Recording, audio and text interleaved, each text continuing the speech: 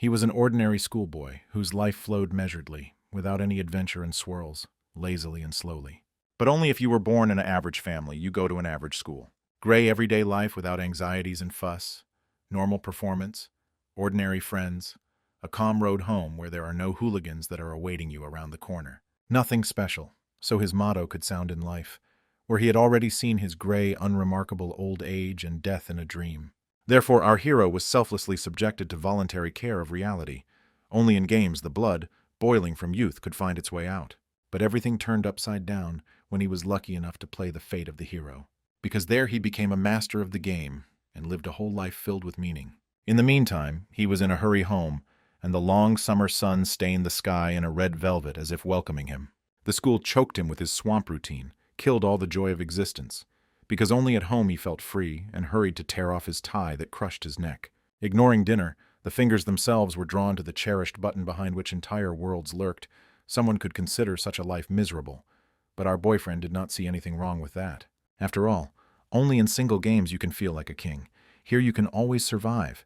Begin to change the difficulty. You can use tricks, legal, and not really remove all restrictions and become the strongest.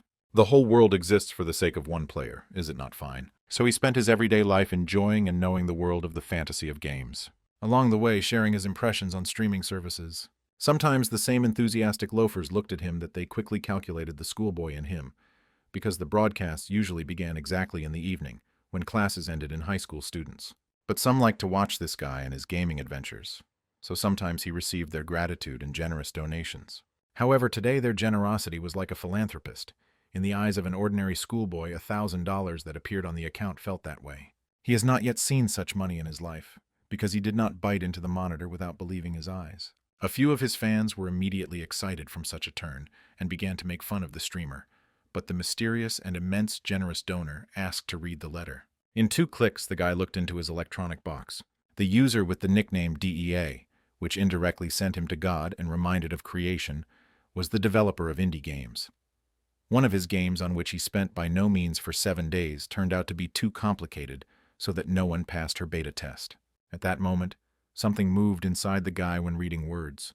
This was the same adventure that fell on his head to give a chance to get out of a dull ordinary. Of course, he immediately set himself the game, anticipating how he would make a game feat, let no one find out about it, because Dio asked not to publish this passage. Thus began his acquaintance with the game, The Fate of the Hero. The game was met so far by ordinary history, the once peaceful kingdoms entered the turbulent age. A miserable soul had to become a hero and bring down the hammer of justice for enemies and the evil god. The graphic part was clearly weak, the young gamer noted.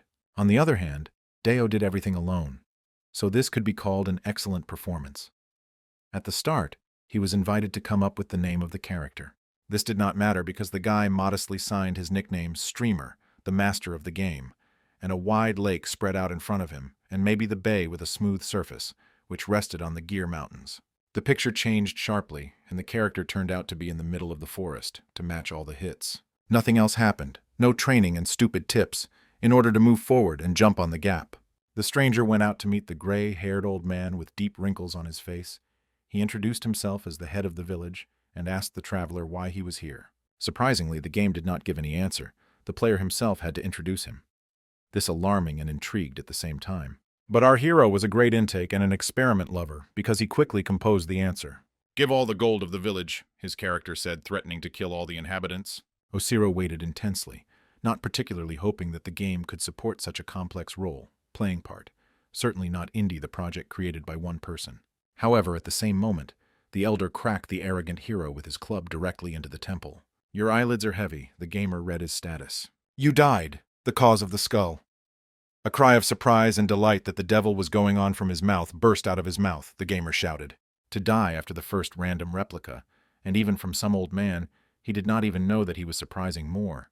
The game offered to try again, and of course he agreed that for nonsense, who would throw the game after the first attempt? So why they spend his time on such a meaningless question? He talked again with the headman, but this time he raised himself with a tired and hungry traveler, which asks for help and compassion. To this, the headman ordered him to follow him, and himself slowly headed towards the village.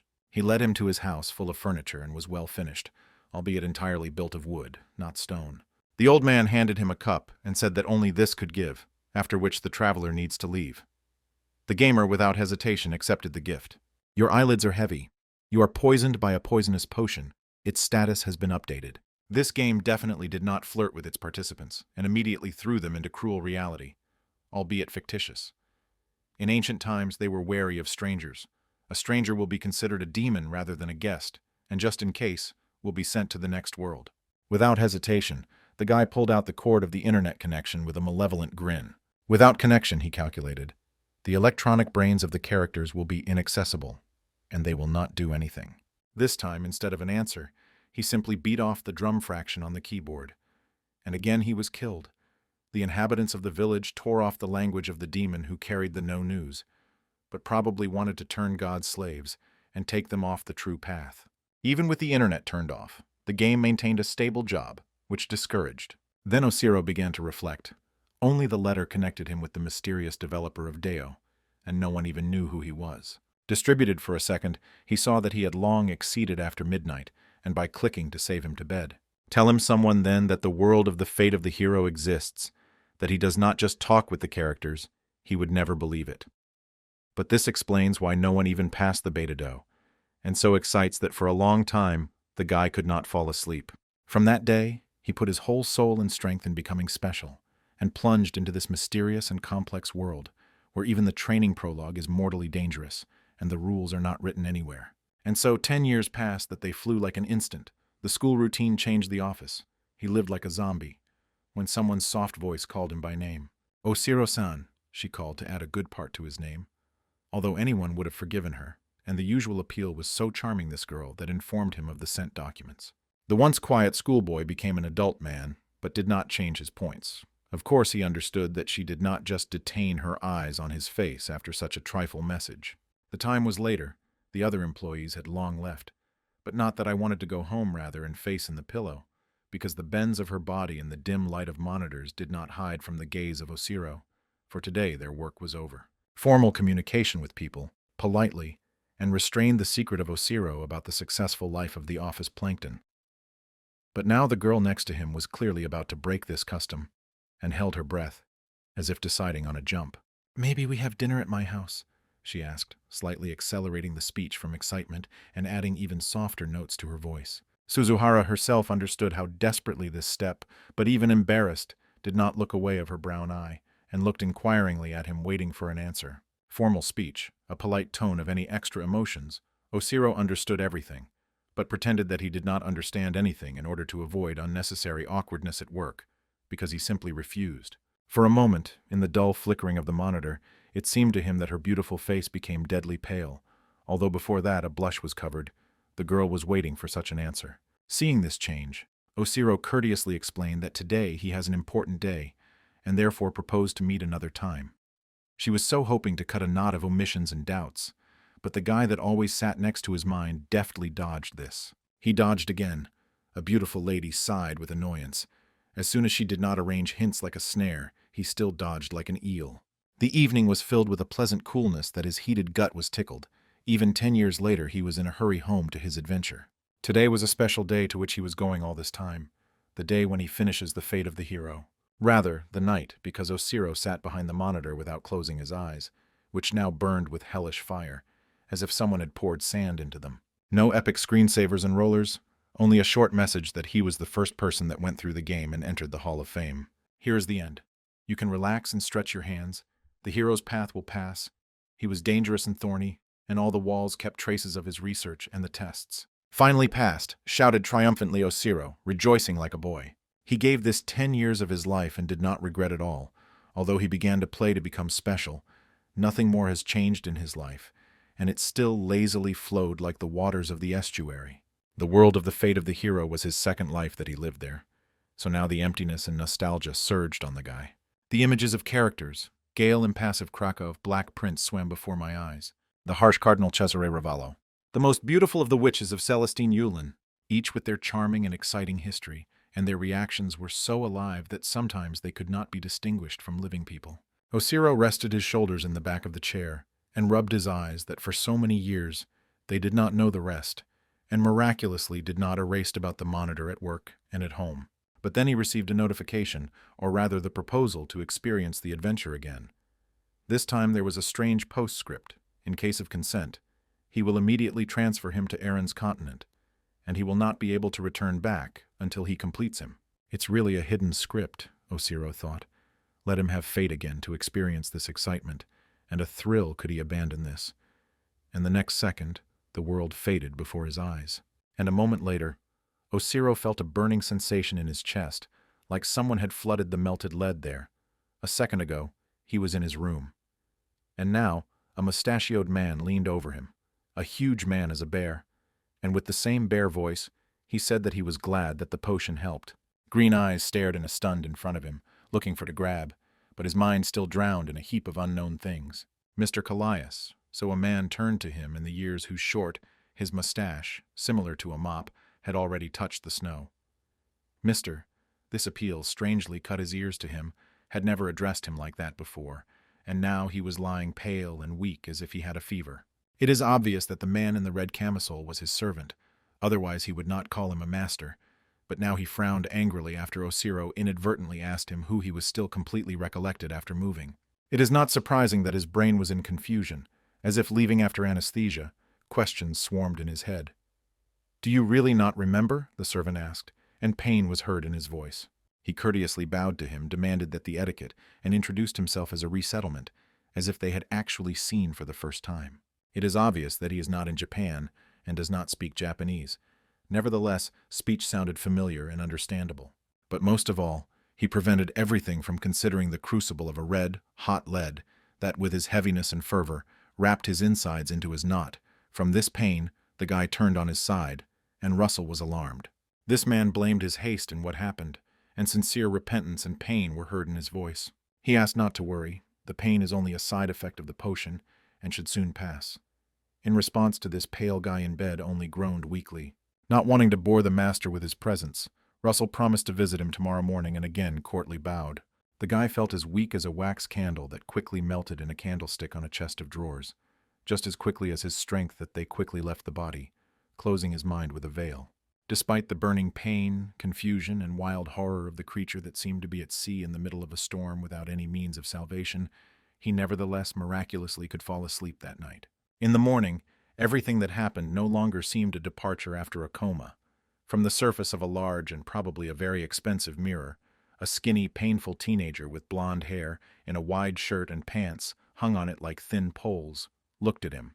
The face was beautiful. Despite the gray shade, noble facial features were immediately visible, and rare eyes of the color of swamp mud.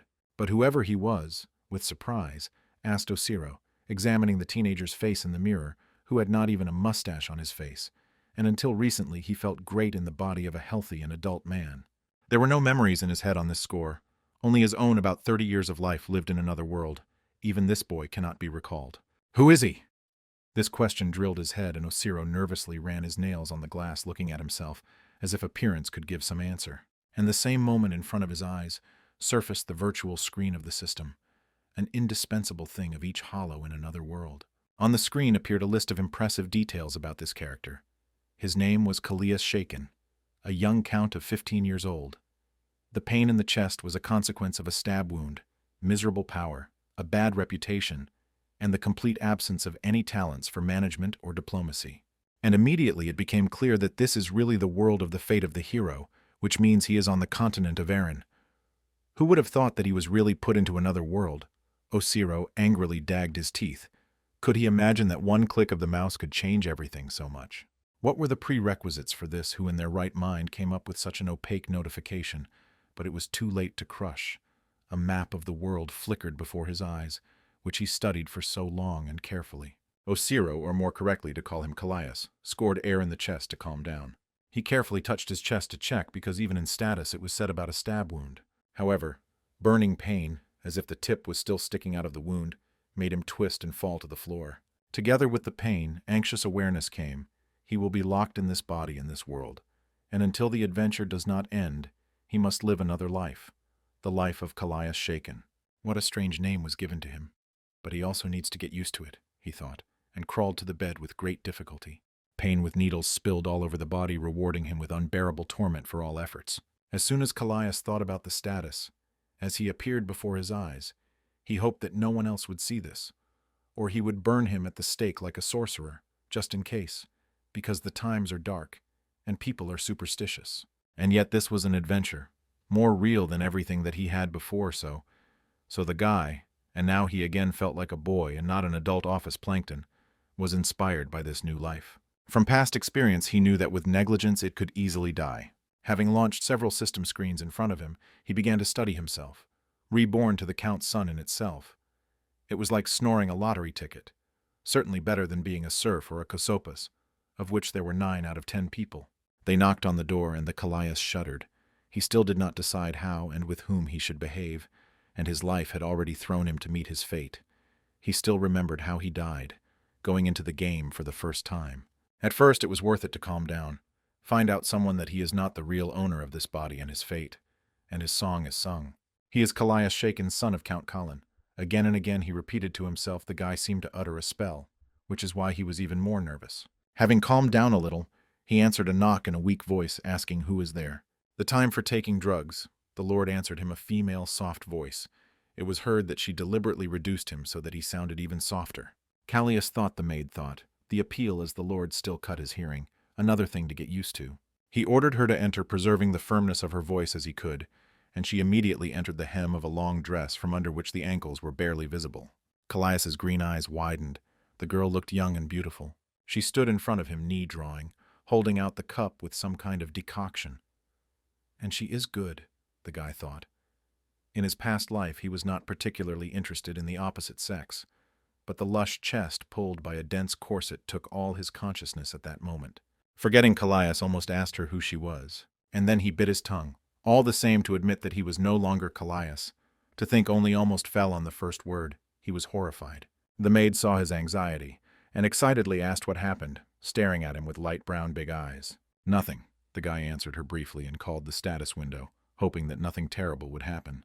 Right in front of his eyes, the same list of characteristics of the character appeared like him. Her name was Lyra, for 20, 3 years a commoner, with a line of a cold-blooded egoist. In the combat power section, the 3rd grade was listed, and military affairs and the skills were the level of E. What was very impressive for the maid and for the girl, because she was much stronger than her master, Callias carefully studied her business. And then he noticed that she belongs to Viscount Kasharin, which means that he was not at all his family. Suddenly a guy realized, and wary. Together with the power of the 3rd grade, which by earthly standards corresponded to the level of special forces, even without the use of mana, this girl was dangerous. Why a person with such force, a bad reputation, and belonging to another lord served as an ordinary maid, was amazed by Callias. The heir to the county Shaken is wounded, and he is nursing a maid from another family. And since it was she who brought the medicine, then this could never drink, the young count thought, and involuntarily squeezed his lips as if a potion was poured into him by force. Seeing that he would not rush to take the bowl, the maid hurried him, and metal notes rang in her voice. In a weak and uncertain voice, he ordered to put the bowl on the table. "Drink," she piercingly demanded, and a stretched smile appeared on her face, called up, as if to encourage him, but capable of deceiving only a child of 3 years old. The count was angry. The boring woman did not lag behind him, although they were her lord, but he was not going to drink this burda, and therefore, pretending to be a wound again from him again, he suddenly dropped the potion to the floor. One moment, a strange brew was separated from the smell of a plowed field and apricot Persian carpet, which will then have to be thrown away, is not a great sacrifice if his own life is at stake. But this moment was enough for Lyra's hand to throw up the mangust reaction. She picked up the bowl with almost nothing spilled. The mask of mercy and ostentatious charm disappeared from her face, and she looked at him with the gaze of the killer. Callias gasped in amazement. He did not expect such a trick. Because of her excellent skills, his plan failed, but there was no time to come up with a new one. Lyra put the tray on the table, and the count pulled the time as best he could.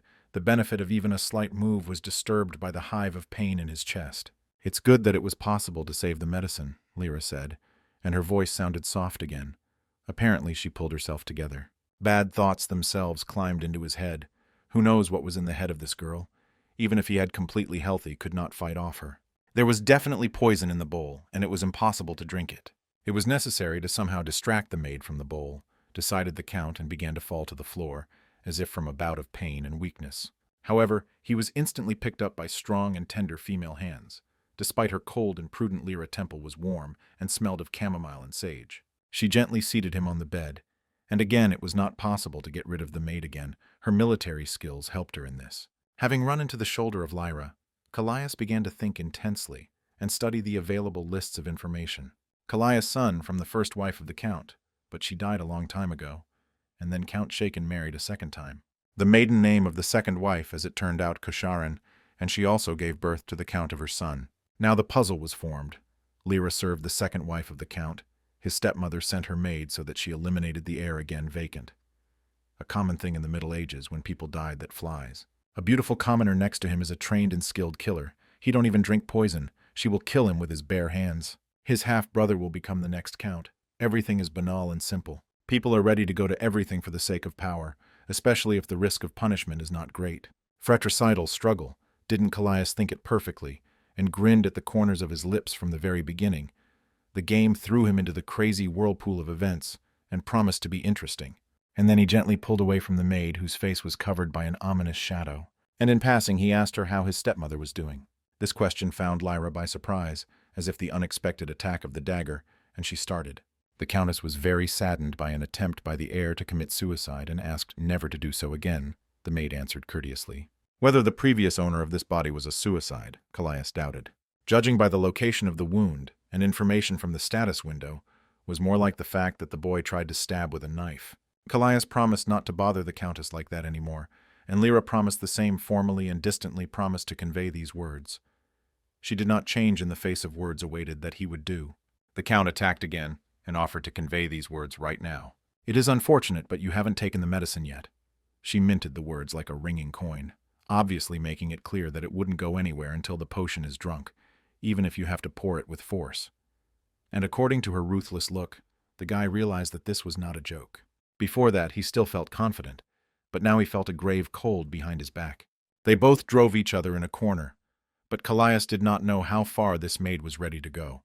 She stubbornly went to the principal, without reckoning with his will. He knew for sure that the killer was in front of him, so you can't ask her polite to leave. Otherwise a dagger or silk cord would simply do the operation of the potion.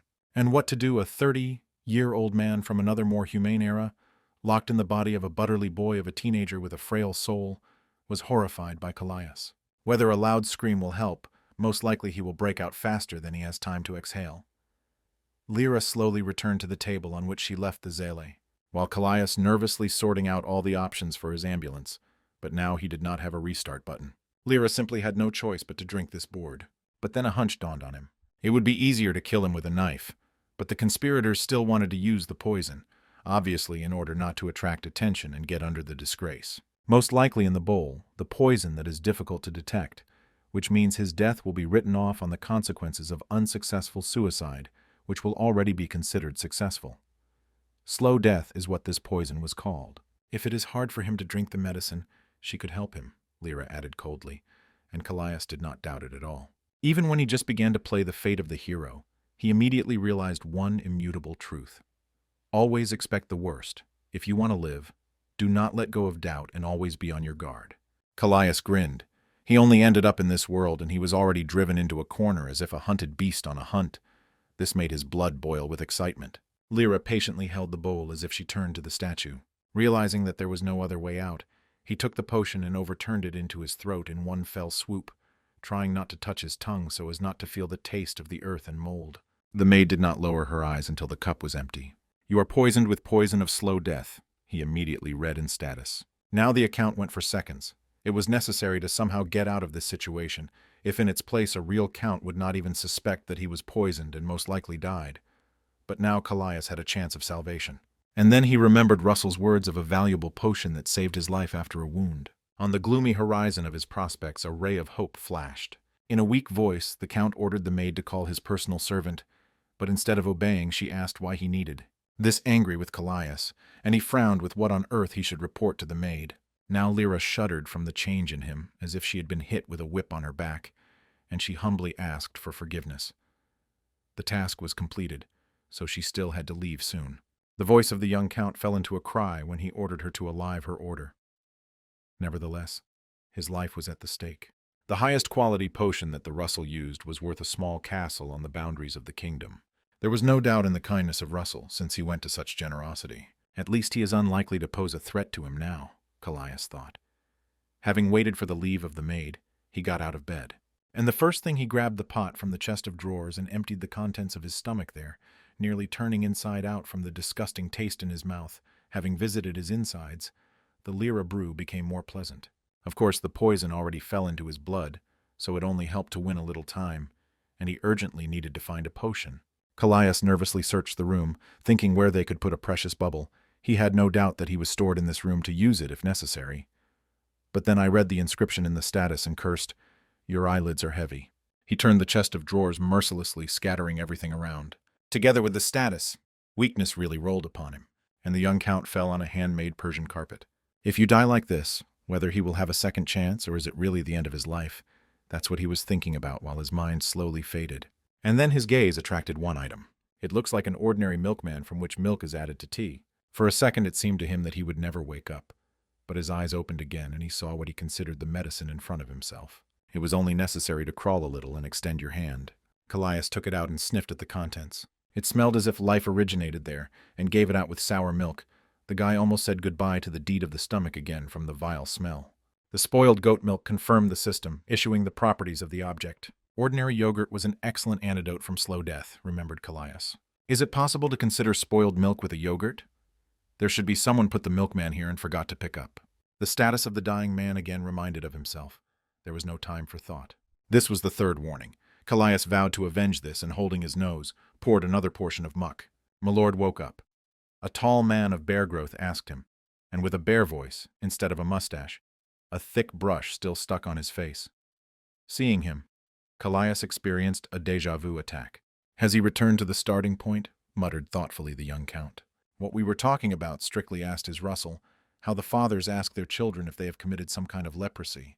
He arranged for the mess, he reported his servant pointing to the papers scattered everywhere, and how much he was lying on the floor. Russell growled angrily. The guy turned away as if from an attack of pain, rejoicing that he survived.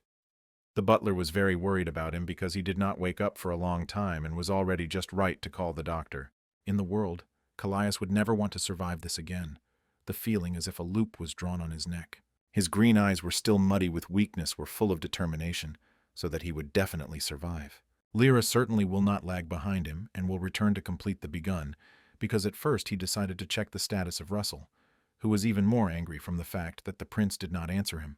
His name was Russell, and he had the title of Viscount, acted as Count Shaken, as well as impressive combat power, despite his advanced age, which reached the 6th dozen.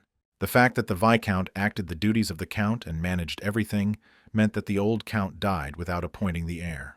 Since Russell was an old soldier, and already saved him once paying a fortune, so he can be trusted.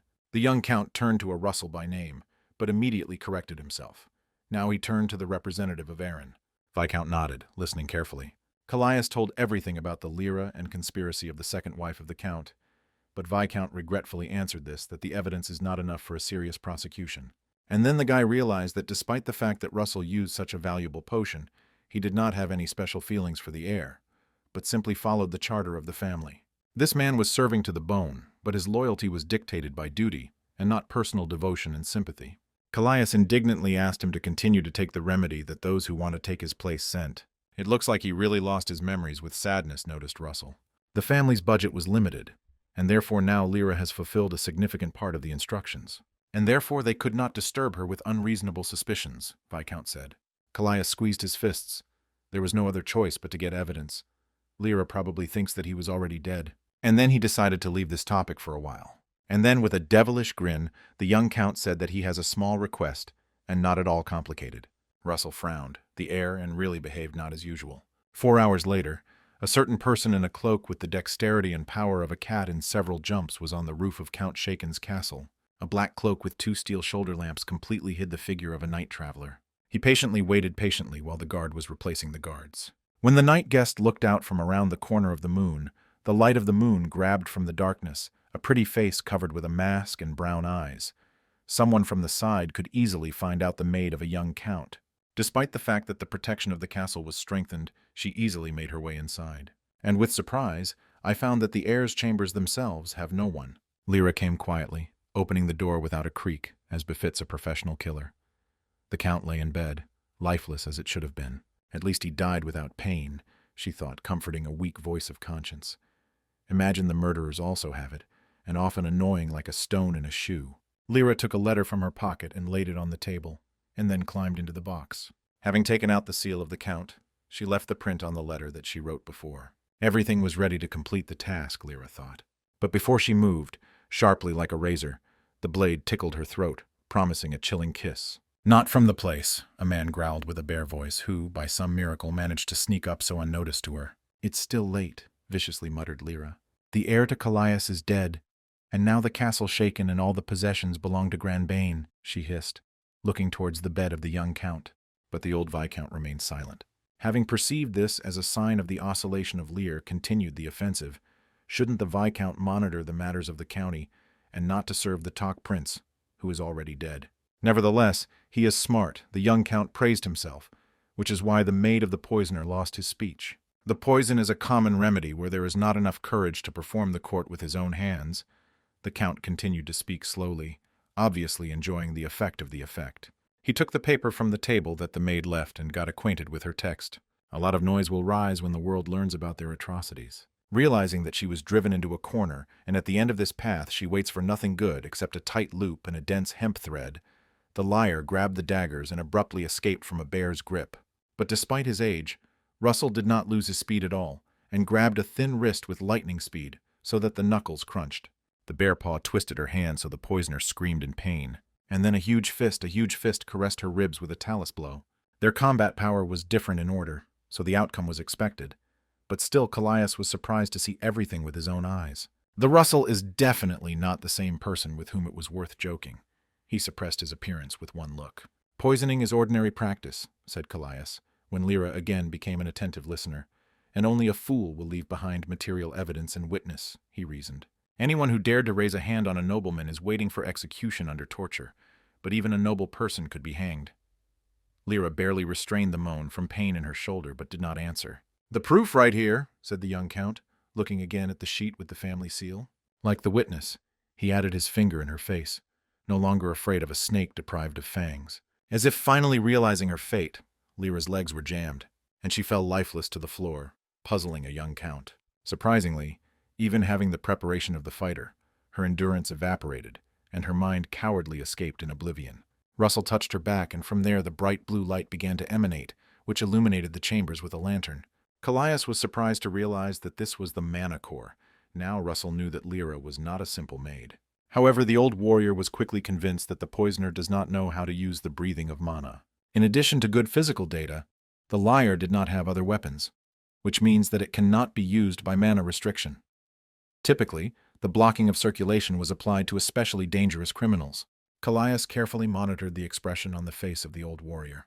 He was not very surprised, so maybe he knew about the battle skills of Lyra. Russell himself was largely suspicious of the boy that he changed so much. The young Count ordered the poisoner to knit. It was time to hear the singing of the bird falling. The Viscount firmly tied her to the chair, not at all sparing thin, girlish skin on his wrists and ankles. On the right hand the crimson is like a sunset, a bruise from a strong grip of Russell.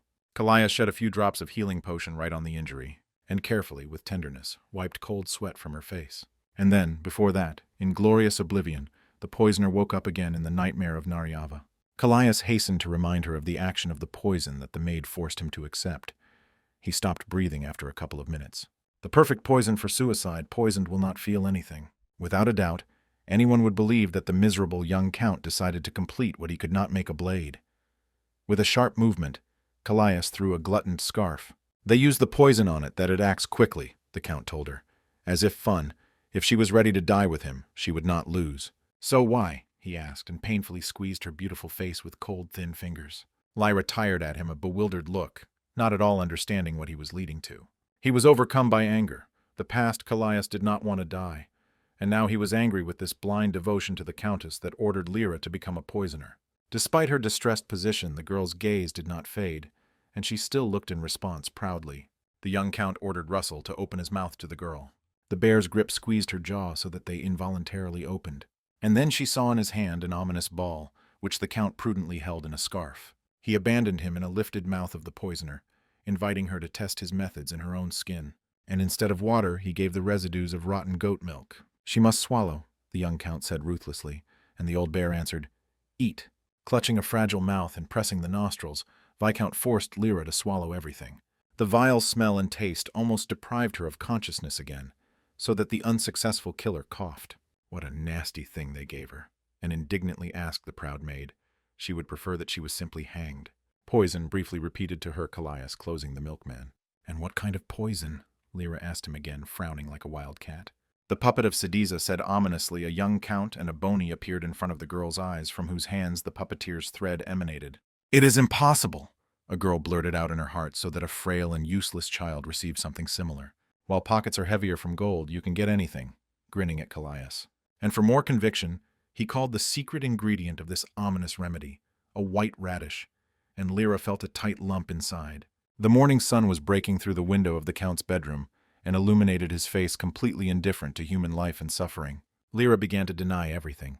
This change in the column was too harsh. A heartless grin broke out on Callias's face. To survive, he must follow the rules of this world. He was already convinced that he would not be revealed if he carefully enjoys his role. Having tried on this mask, he felt that she seemed to be always with him. And then Callias said that he would let her go, and ordered his ladder that the murder was successful. But why should she do this? Reasonably asked Lyra. Because in any case, the court and execution under torture were waiting for her. And then the count left her a glimpse of hope, a miserable chance that her existence continues. Lyra bit her lips. She already felt a strange effect of the liquid that was poured into her, and the count only increased her suspicions, saying that there were thousands of ingredients in the puppet of Sinza and the preparation of an antidote. And for her, this is an ideal antidote, Callias added, and pointed to his bright head. Lyra painfully twisted in a chair, as much as strong bonds allowed her. There is nothing to achieve with stubbornness, the count said insinuatingly, because it should obey him. And Lyra felt like in her inside the ocean, octopus settled and whipped frantically inside with its long tentacles. The poisoned poisoner breathed heavily and intermittently, and the count rushed her with an answer. Rather cure me! Suddenly the liar shouted, pierced by acute pain and anxiety that she could lead to the worst. That the exclamations he tried to help her so much answered the countlessly and lazily. Lyra shrouded as best she could. She already felt the inexorable approach of the shame of the worse than death or the failure of the assignment. Even Russell was alert that the proud maid suddenly became supple and weak, wax like melted wax. Her voice asked plaintively for help, suddenly completely lost their cold and proud notes, as if she had turned into a miserable girl. The spoiled goat milk works flawlessly, the count understood, and with great difficulty kept a seriously detached expression on his face, so as not to burst out with laughter. Quite calmly, he asked Russell to untie the captive. He was hardly dangerous now. Viscount asked, worried if everything would be in order, because not even a couple of hours had passed as this girl tried to kill him. They should protect the dignity of an important witness, answered, softening the count, smiling slightly. But the hard-haired Viscount still did not understand what the guy was using for tricks. But Lyra could no longer endure, because her intestines were more like a barrel of a rotten herring so tightly closed that the gases accumulated in her were about to break the bottom. She hissed terribly, not embarrassed in the expressions, so that the Viscount quickly untied it. Now she will flow, she published a heartbreaking, plaintive cry. This scream echoed the cold and thick walls of the shaken castle. When the first malaise was settled, Lyra, kneeling, promised to fulfill the will of the count, and then dutifully disappeared from his bedroom, leaving him with the Viscount. To deceive a person standing behind the liar, I needed a feasible horse. The young count has already calculated everything. When the Viscount turned to him again, Callias answered with a gaze of the ruthless eyes of the swamp marshmallow Tina. Of course, Russell had many questions. He wanted to know where all this knowledge came from. It is unlikely that the Viscount would believe the count that I just read it in the book. For reading such books, the death penalty is definitely waiting for him. Besides, such dangerous and forbidden things in the castle did not recall the Viscount, and forced the count to shiv. A chill ran along the back of Callias, to say that he was also impossible from another world. An outfield of a meager soldier would be imbued with complex descriptions. And then he reminded him of the dagger that he had recently visited his noble chest. Of course, Russell remembered, because he himself extracted him. But where is such a question? The dagger was a family relic of Callias from his mother. There was legends that the dagger had a special force, and now he could confidently say that they had arisen out of place. But even such a cunning lie was met by a resettlement with skepticism. The secret of this relic can only be disclosed by knowing the severity of the dagger with his heart. The young count was justified. They should have learned about such a thing for a long time. The Viscount still objected. The Count agreed with him. And then Russell asked Lee he heard Claire dagger. Countess's dagger is a real dagger, Claire. Viscount was amazed at his alertness. So they came across, the young Count thought with relief. Tagging Claire treasury. If he really explained everything at the Count, concluded Russell. And Callias sat down with his lies on his soft bench. He never saw this artifact in the eyes. But then the Viscount blurted out his stubborn, however, and the guy seemed to be nailed to the place. Who else knows about this? His old servant asked, and put pressure on him with all his authority. The young Count immediately replied that he managed to tell only him. And satisfied with this explanation, the old soldier was respectfully pulled away. Then Callias changed the subject and asked Viscount what he thinks about the history of Lyra. All the movements of the old Count were disclosed, Callias recalled. He had already partially familiarized to get acquainted with the events that happened before his incarnation here.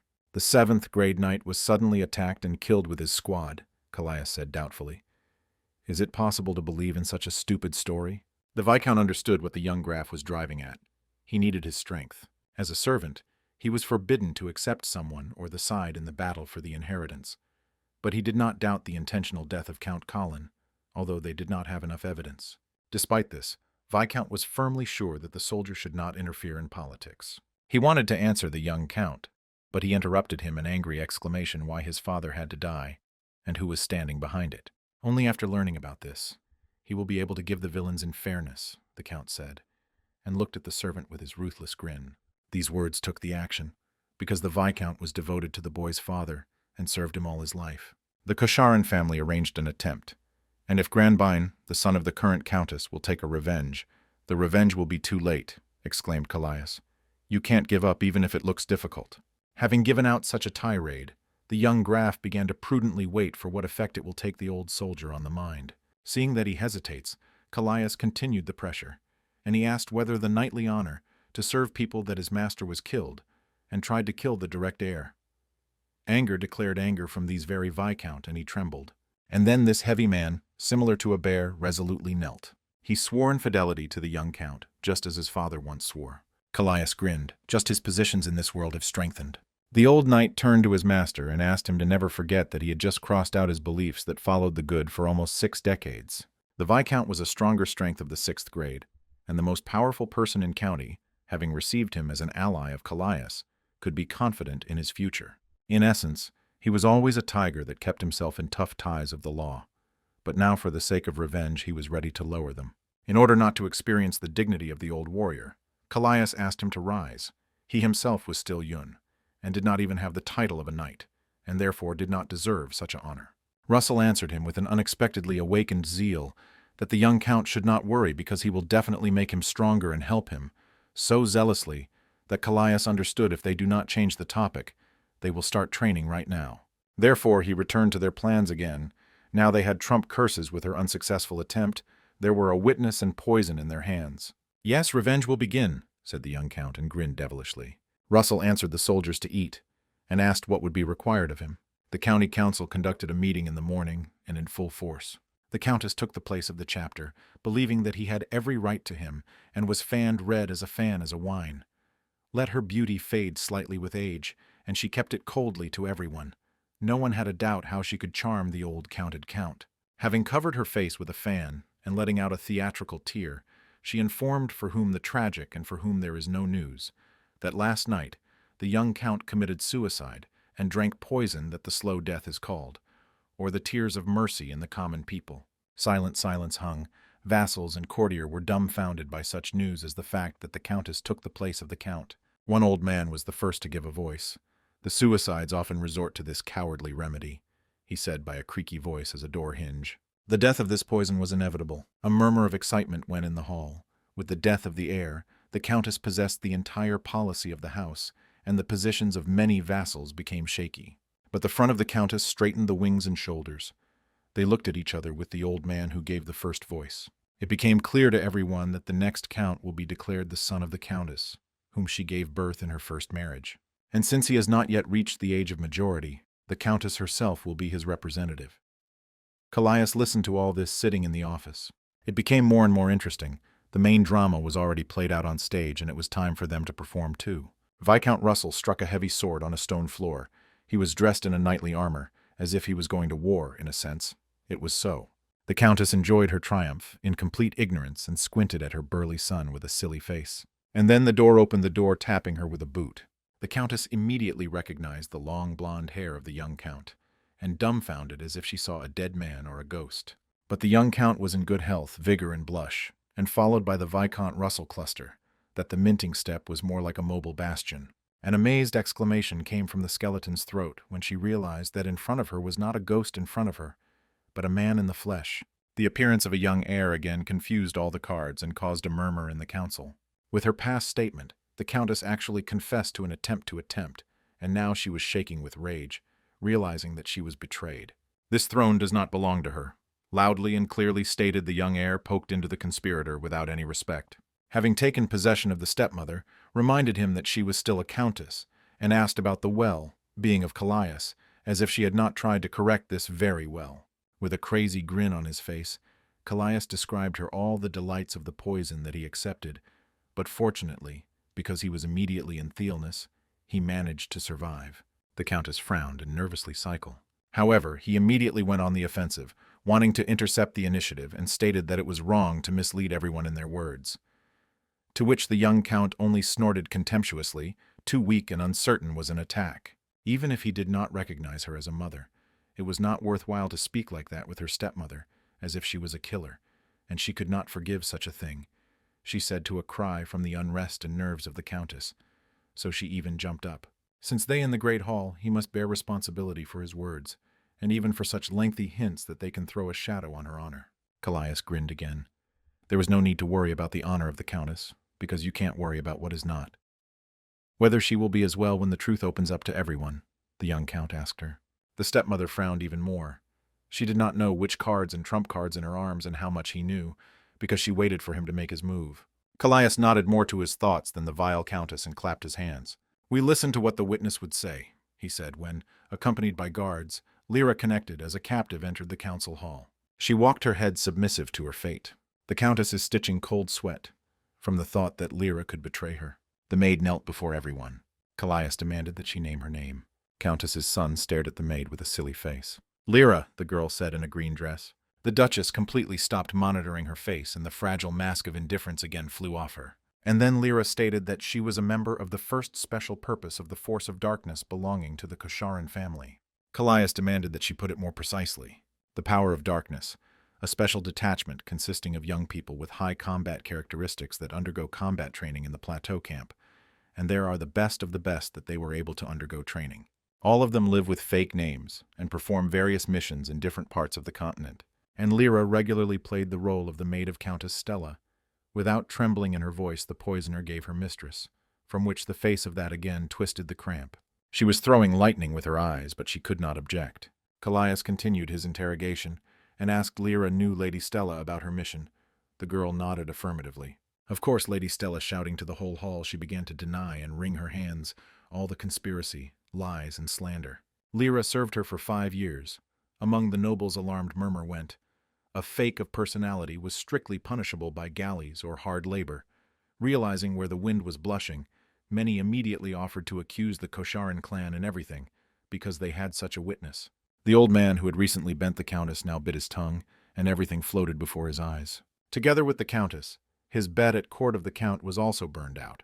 Therefore he turned to the Viscount, demanding that he would stand up for Stella. From such an impudent impudence, even an old soldier shook. Only a fool would cover the killers and conspirators of his master. They have not at all a modest maid in their hands, but a criminal that confessed to another house and spied for them, and demanded that everyone listen to her testimonies to the end, and only then draw conclusions.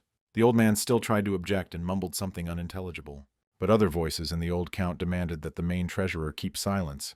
Since it went such a thing, they excited again. The treasurer was haggard and sniffed again in his place like a frightened spider, and the interrogation continued. And the more the captive said the witness that now became, the pale the face of Lady Stella became. The heir all ruthlessly continued to pry the details of the spy business. And so the fact that Lyra regularly sent information from the treasury book created by Hidlos to the county of Kosharin. Also, it was she who was engaged in opening the roots of the movement of the deceased Count Colin, and kept reports on the mood of the vassals. Russell's face became blacker than the cloud, when he himself again realized the scale of treachery in the family whose family was so devoted and blindly served. Other nobles also began to loudly condemn these actions. And then Callias moved to the main denunciation of the issue, which left in the end, and Lyra admitted that the heir was supposed to have a slow death, and then penetrate his bedroom to disguise his death as suicide and leave a fake will admit everything and everything. What was the result? Continued to ask Callias with a chilling and powerful voice. The poisoner laid out everything as it is, despite the fact that she managed to force the heir to drink poison.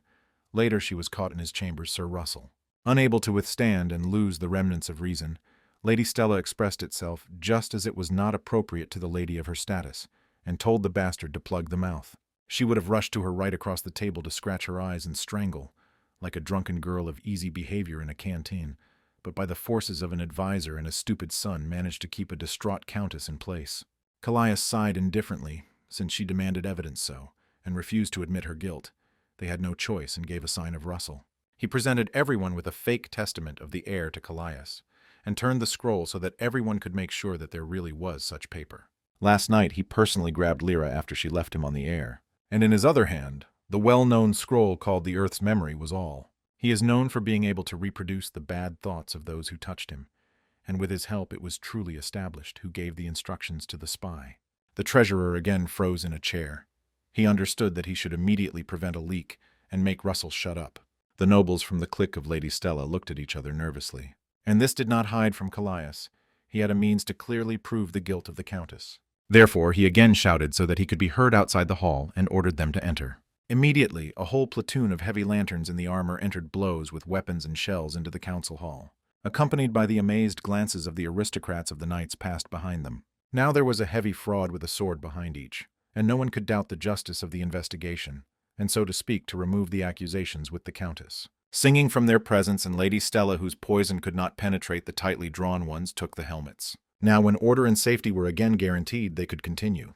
The treasurer Hiddles demanded an explanation with his nasty creaky, as if in his throat dried like a stream in the desert in a voice. Russell explained that he had already checked the contents of the Earth Memory Scroll, and therefore decided to take measures in advance so that no one would violate the order.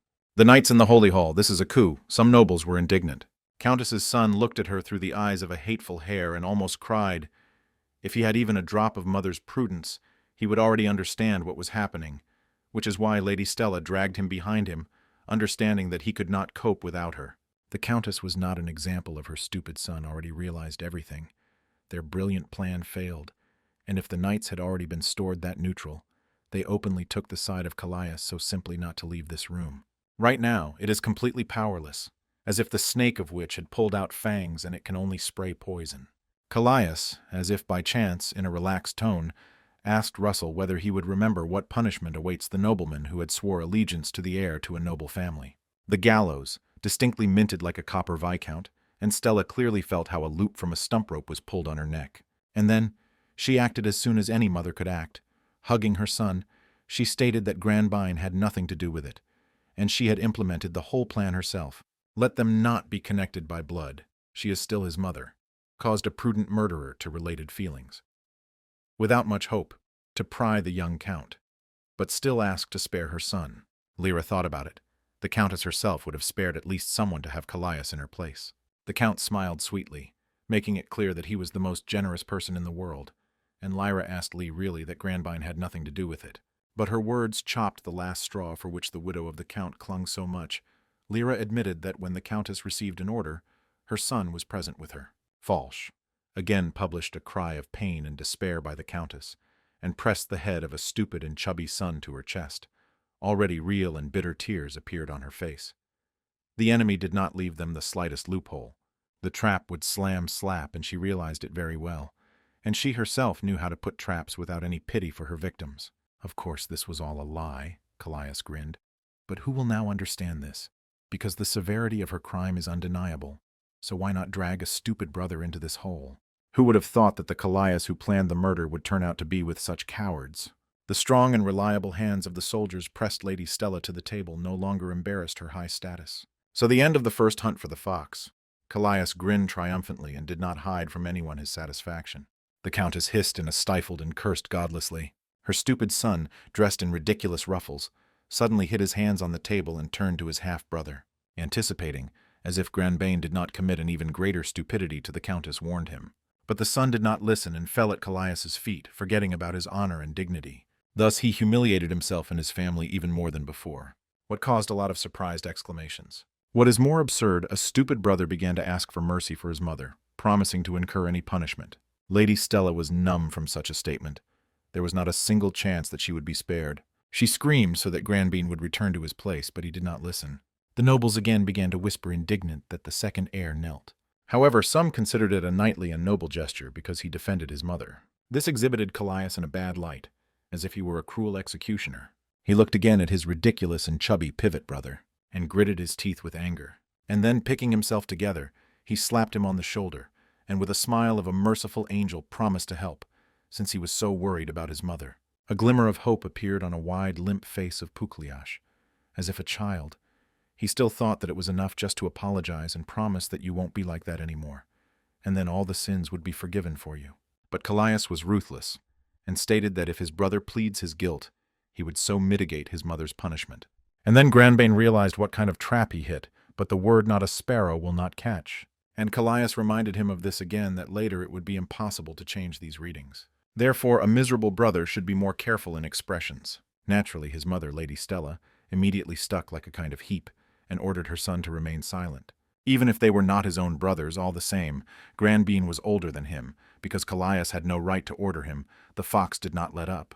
But the oscillating nobles again succumbed to doubt, as soon as he managed to introduce the countess and her son in the best light. Only they began to think better about them, as she again took an imprudent step, lamented the treasurer. All the eyes turned to Callias again, expecting him to say, but he, like a capricious aristocrat, ordered Russell to arrest the criminal. 2 guards still hesitated in indecision. And then they still completed the order, to the greater horror of Lady Stella. In front of his son, they twisted the countess. Granbean sorrily closed his eyes when they put a gag into her mouth. He, as he could, was to the floor as if he wanted to fall through him humble to his fate. Callias returned to what they started, and asked the tone of the judge and the executioner whether his brother pleaded guilty that he tried to poison him, and Granbean squeezed her. Such humility was apparently called to pierce him, thought the young count. But he was not deceived by the miserable appearance of his consolidated brother. As long as he would live, his claim to the inheritance will warm up. Russell silently watched everything. Since the criminal himself pleaded guilty, the magic scroll of the earth, which could tarnish the honor of the family, will not be used, declared to all Callias. And since he confessed to his own free will before the charges were brought, then the sentence should be softened. But in order to make sure the sincerity of the repentant criminal, he must immediately seal his core mana. These harsh conditions were nominated by the young count to his defeated enemies. And God could say few worse for Granbean, so he came into genuine horror from the fact that his enemy knows nothing about mercy and condescension. The kingdom of Raka is the glorious land of knights, where everyone from birth knows his place in his class. Only the military service allowed strong and talented young people to awaken the aura and strengthen their body. Strength discovered the path to advancement, glory, wealth. It's like sealing your nucleus of mana is like committing suicide forever, condemning yourself to a despicable life of a commoner. Not knowing what to do, Pugliash again turned to his mother, like a broken puppy. But she could not come to the rescue of advice or an angry cry, and only in powerless anger and rage gnawed at a steel rod, as if wanting to eat him. Thus the consolidated brother turned out to be between Scylla and Charybda. He did not accept the conditions. The sins of his mother will be publicly recognized, and she will be executed in the square with disgrace. Lady Stella fought violently in the hands of the guards until white foam went from her mouth. As a mother, she perfectly understood that if her son seals his core, he is doomed to earn a miserable existence. Thinking, a little limp Puffy sighed heavily, and as if collecting the remnants of pride, he demanded that Callias give the floor that he would soften the sentence for his mother. Russell answered his master and made a promise. Then Granbean turned the scroll with a decisive hand, squeezed it with his teeth, and touched his stomach, where under the folds of fat his meager nucleus of mana rested. Tears flowed along Stella's cheeks. Even the great master could not restore the sealed nucleus. But the son did not heed the silent protests of his mother, and guided by the blind son with love, tore the parchment, finishing the ritual. A bright flash of light flashed, and the stream of power hit the face of the young count. And then the light emanating from the navel of the fat man Granbean began to fade, as if someone had screwed the wick of an oil lamp. And in front of everyone, Granbean deprived of his eyelids to become a warrior, although by his stupid face and an unstable figure, more reminiscent of the dumplings, it was so difficult to recognize military zeal. But the addiction to sweets was on the face. The face of the countess did not dry out of the salty, bitter tears, but few people had any pity for her, that you would sow it, and you will reap. Granbine felt an unusual void inside. Everything turned out to be not as painful as he expected. Even his mother fell silent and ceased to tremble, submissive to her fate. Her stupid son fell a victim of his naivety. Pukliash turned to his mother and looked at her with his stupid face, found the strength in himself even to smile, because he always wanted to become an artist. But the words of consolation had the opposite effect on Lady Stell, and she resumed her attempts to free herself, until with a devilish effort she did not break the subtle goal that he kept her gag, like a horse bod, and then burst into curses, promising to support their rest, she screeching so loudly that it was time to take her for an evil witch. And maybe she was her. For a person, that mana could not collect inside. The third class is the limit of accessible strength. In the best case, Granbane could count on the level of combat power of the caught maid. Pukliash himself launched a tear and began to console his mother, not yet suspecting that all his torment was only ahead. It is impossible to say that he felt good in the skin of a young count. Let it be in such an era of blood, and began to get scores with rebellious relatives, and to execute the criminals was ordinary, and the gallows did not have time to be disassembled on the squares as the next guest was accepted. It was still not for him by itself, as a person from another more humane era. Callias nervously shook his head, and forced himself to think about them as gaming characters no more. Now he had no right to give slack and show pity. Russell squinted at his young master in a surprised look, not understanding that it was with him. Callias noticed that he was watching him and froze. And then he cleaned his throat, coughing once. This boat saved away, and he thought it was no longer a turn. And he ordered Viscount aloud to finish with the remaining affairs. And again he turned his gaze to the conspirators. Everyone in the hall was trembling silence. Until the end of the investigation, Lady Stella and her son Granbine should be in custody in prison, concluded Callias. He also forbade someone to negotiate with them. The hunched and disgraced guard took off criminals. At that moment, the eyes of the young count affected light sadness, but only for a moment. Then he also received his accusation of espionage, the treasurer of Hidlos, from which the gray mouse face of a decrepit old man became ashen. Russell publicly declared that this person was removed from his post and arrested. The old rogue went limp in hard hands, but even a thick wallet with gold that he carried with him could not hold his body in place, and the guard dragged him into the depths of the castle. Along the way, he imprudently allowed himself a slander addressed to one of the knights, and he rightly considered it an insult to honor. Therefore, he deservedly awarded and no longer a respectable old man with a Lamberry shock and a soft belly. At that moment, a stream of indignation and curses from the lips of the former treasurer dried up, and he somehow calmed down. Callias and for himself took note of the knights to handle respectfully, according to their rank. Chairs burned under the rest of the court vassals, especially among those who so kindly played along with the countess. Callias gave their fussy faces with a cold look. Let the young count still not have the support of other nobles on his side were the knights of the castle, which is more significant than any hooking at the moment, so even knowledge of the laws could not be saved from its anger. The courtiers confirmed their silence that the issue of inheritance is closed, and the boy is one way or another now their master, and the young count. And the boy did not lose time and studied everyone's face. And then he smiled sweetly, from which many had a chill on his back, and called the chief of security. He involuntarily enjoyed and began to remember the Blessed Virgin Mary in vain, as if the devil himself appeared in front of him. Sir Russell and arrested him, freeing from all duties to the end of the investigation. There are already nobles who are not accustomed to such a sharp appeal to their trembling people and completely turned pale. But here one of them, who was sitting on his right hand from the countess, bowed low and repented to the young count. He was dressed in a green southan and a strange turban on his head. For not finding the sprouts of betrayal in time, he arbitrarily refused his post. Callias thought, this court name was Garrod. He had a good reputation and skills, so he had to behave carefully with him. Fortunately, they discussed everything before going on stage. Viscount refused the nobleman to dismiss. Moreover, he provided him with a list of people who were somehow involved in the attempt. All of those indicated in it should be dismissed from the posts held, and Viscount left the solution of this issue on Sir Garrett, and convincingly asked him to act so that this did not interfere with the prosperity of their lands. But the young count also wanted to say his good word and stepped forward. He specified that all the scribe of the treasury fall under the investigation, with the exception of 4. Therefore they need a new treasurer, firmly as if the true ruler said Callias. Harith immediately restlessly asked for condescension to those who were unintentionally guilty. A sharp review of a large number of officials could greatly harm the cause, the manager said. Callias was firm in his decision, when it came to money only to rely on those who can be trusted entirely. Then he asked if Sir Harrod is afraid of losses, but he shook his head uncertainly. Maybe these people will appreciate kindness and mercy, the young count asked. Or maybe they want to inflict an insult to him, he immediately suggested. Just a mistake, weakly uttered in the justification of the head. But these objections were easily discarded, the boy said as a man and ruler. Everything has already been decided, Callias imperiously declared, in a tone unrealistic. And from his voice, Harrod shuddered, whose boy he knew, weak and clogged, despised by everyone, disappeared. The innocent child of which he once knew also disappeared. Among the nobles, the Viscount Russell was considered a master of the sword, while the head of the pen was a knight. But even he was not found now to answer the young count. Callias grinned barely noticeably. He liked fear and confusion in their eyes. Now all the power in the county belongs to him, and for a long time the nobles would not want to build their intrigues.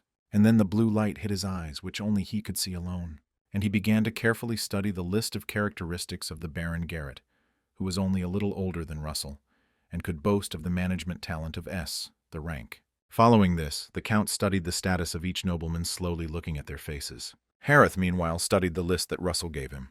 Without blue screens, the main property of which was absolute reliability, the investigation would be delayed for a long time. The status could easily open belonging to another house, thus determining who the spy is and who is not. First of all, it was worth dealing with those who still hesitated. There were also many completely mediocre and useless hooks, but which the Countess dragged for their greater weight at court.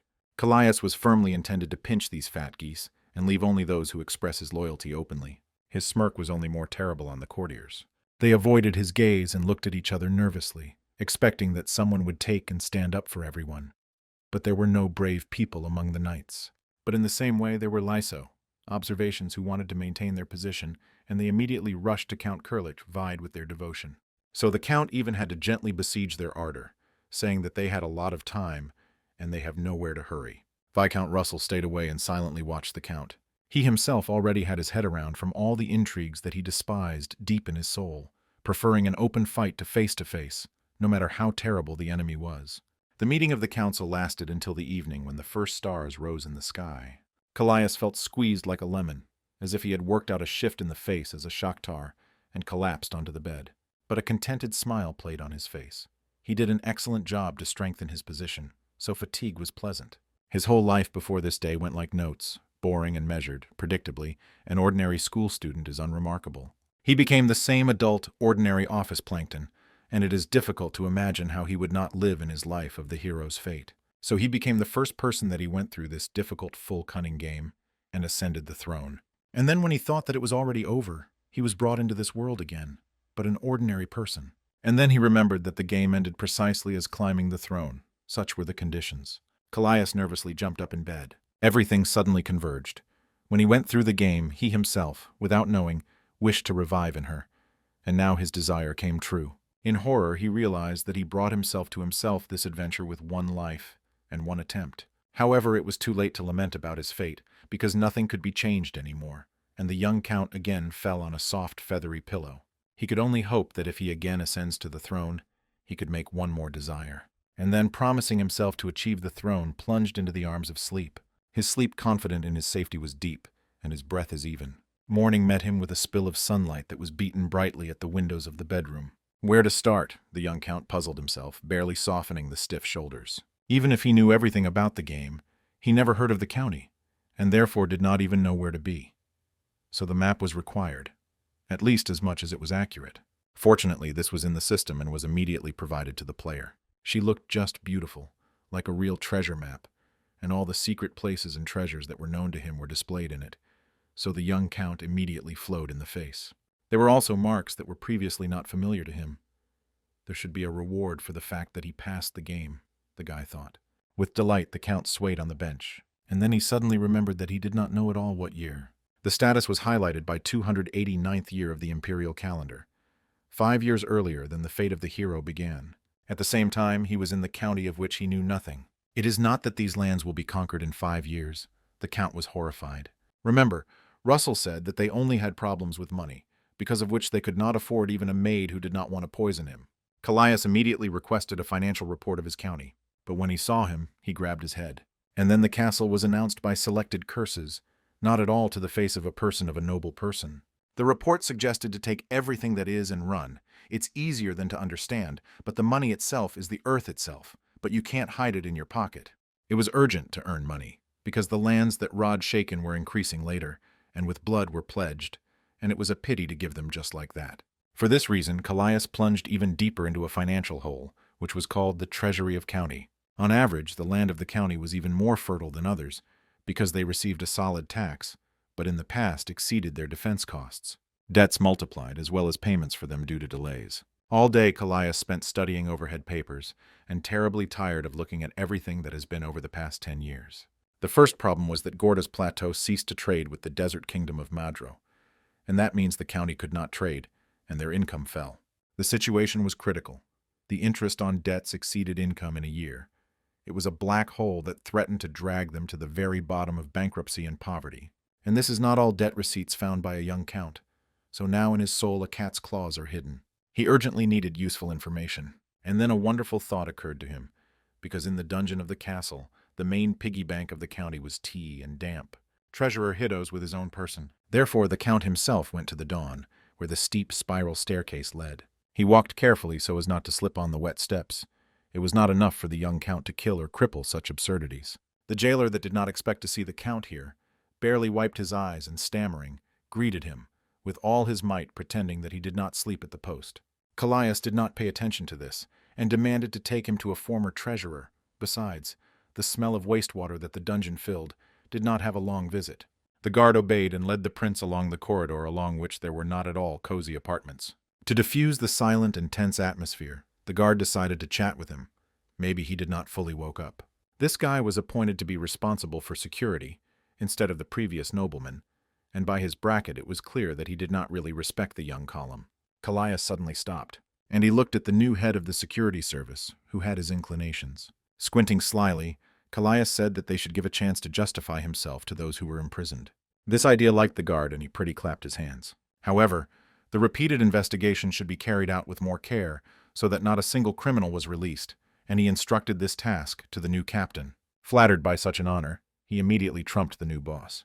Nevertheless, Callias did not let go of his alertness on his account, because the new captain was so easily ready to surrender his former boss. Perhaps he thus tried to strengthen his relationship with the young count. Callias reminded him of the manners, and the new captain surrendered again. Still, this man by nature was not very different from the nobles of the Kruch Korovov, whom he despised so much, and they went to the treasurer's camera.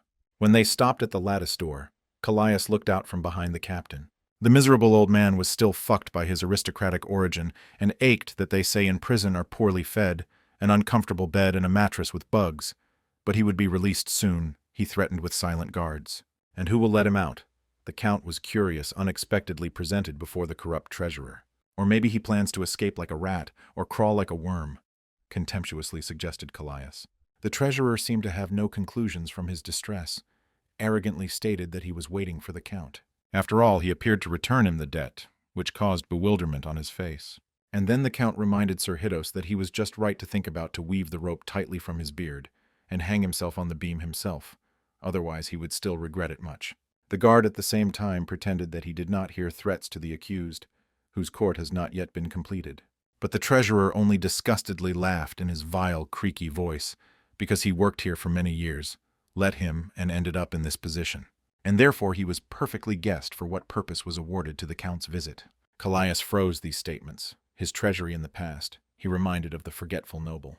But the old man was well aware that the boy came here to find out about the huge duty of his estate. To admit right at that moment, Callias wanted to call the executioner and explain his place to the old man, and with difficulty resisted, in memory of his origin from a more humane century, and the gray face of the greedy old man broke into a smug grin.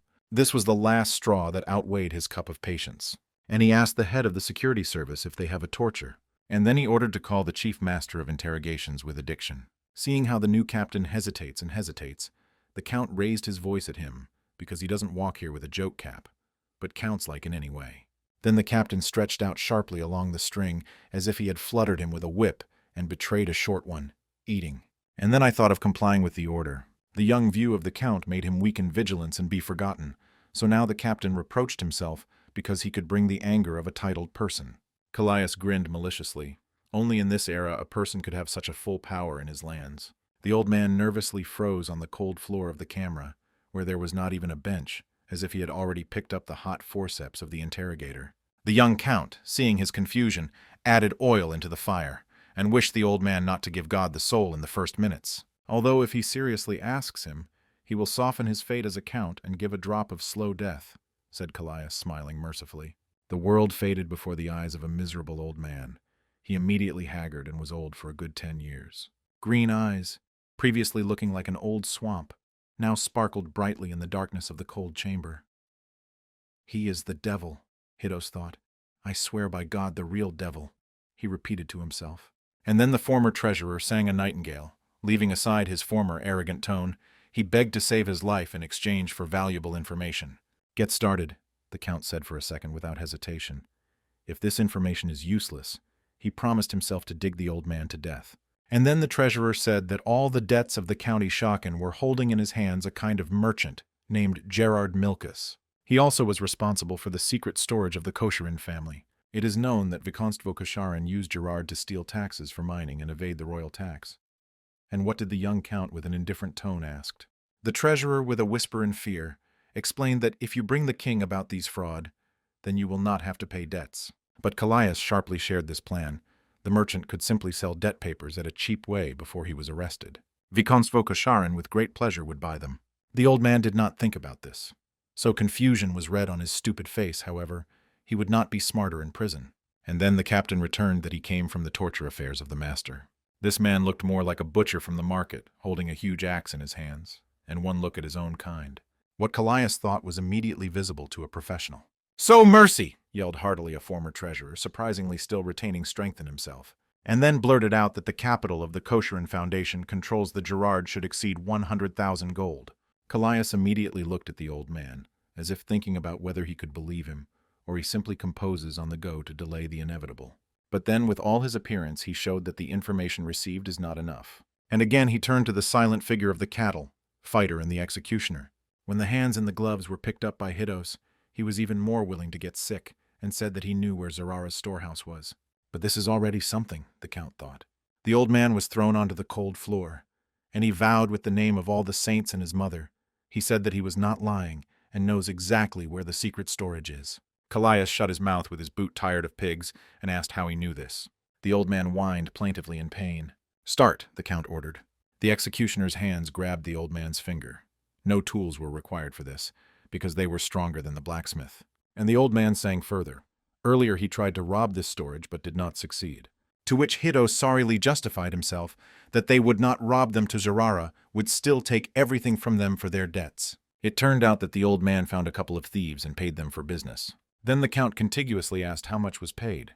First the number 3 came to him, but why 300 or something, asked the count. Thousands were adjusted by the old man, and Callias widened his eyes. According to his gaze, the thieving treasurer realized that his century would not be long.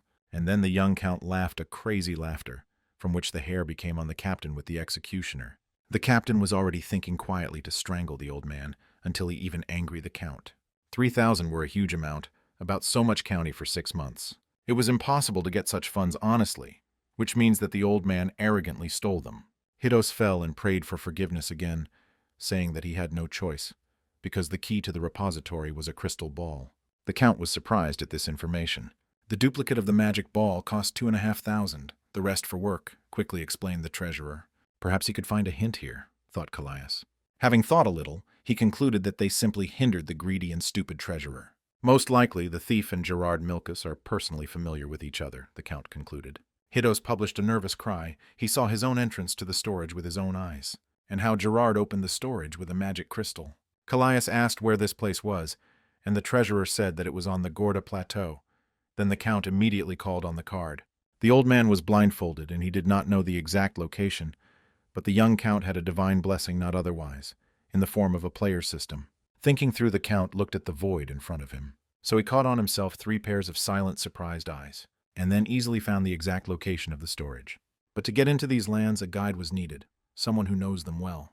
And then one young lady came to mind that she was so inadvertently caught in an unsuccessful attempt. And even in his youth was special training in the camp on this very plateau. A plan quickly developed in the count's head. Having received everything he wanted, he called out the captain and ordered him to go with him. Then the naive old man dared to remind the young count of his person. But in vain, the count quickly retired without listening to his plaintive screech. The count was waiting for the captain of the overseer to close the doors. The treasurer turned out to be an embezzle, and the previous overseer was also bribed. And the more the count was thinking about this, the more angry. The captain suspiciously for a long time fiddled with the castle. And then Callias called him. And then he recalled that as a result of their inquiry, it turned out that the suspect appropriated himself 3,000 gold, which he himself admitted. Of course, the captain could not know about it, more than asking the count, and the overseer cordially agreed with him. He sincerely hoped that the count would not guess that the captain had already received a bribe from the embezzlement, and he already thought that the young gentleman left. But Callias lingered, and without turning around, suddenly remembered that the embezzlement informed him of one entertaining thing, while the captain ran for the torture affairs of the master. Then a chill ran across the captain's back. "So he is kind by nature, but not too much," it annoyed, said Callias, and looked contemptuously at the captain. He fell by the nick and hezed his own, did not execute. Thinking that the embezzlement had already passed him with a guest captain began to ask for forgiveness.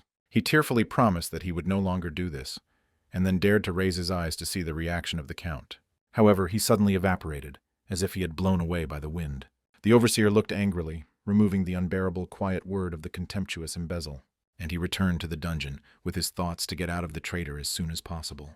Callias, that he managed to hide behind the wall of the well, smiled quite his pranks. He did not notice how someone approached him from the back. Only a second later he felt someone else's presence and started up. This is someone else, the young count wondered, and someone else has already grown up next to him.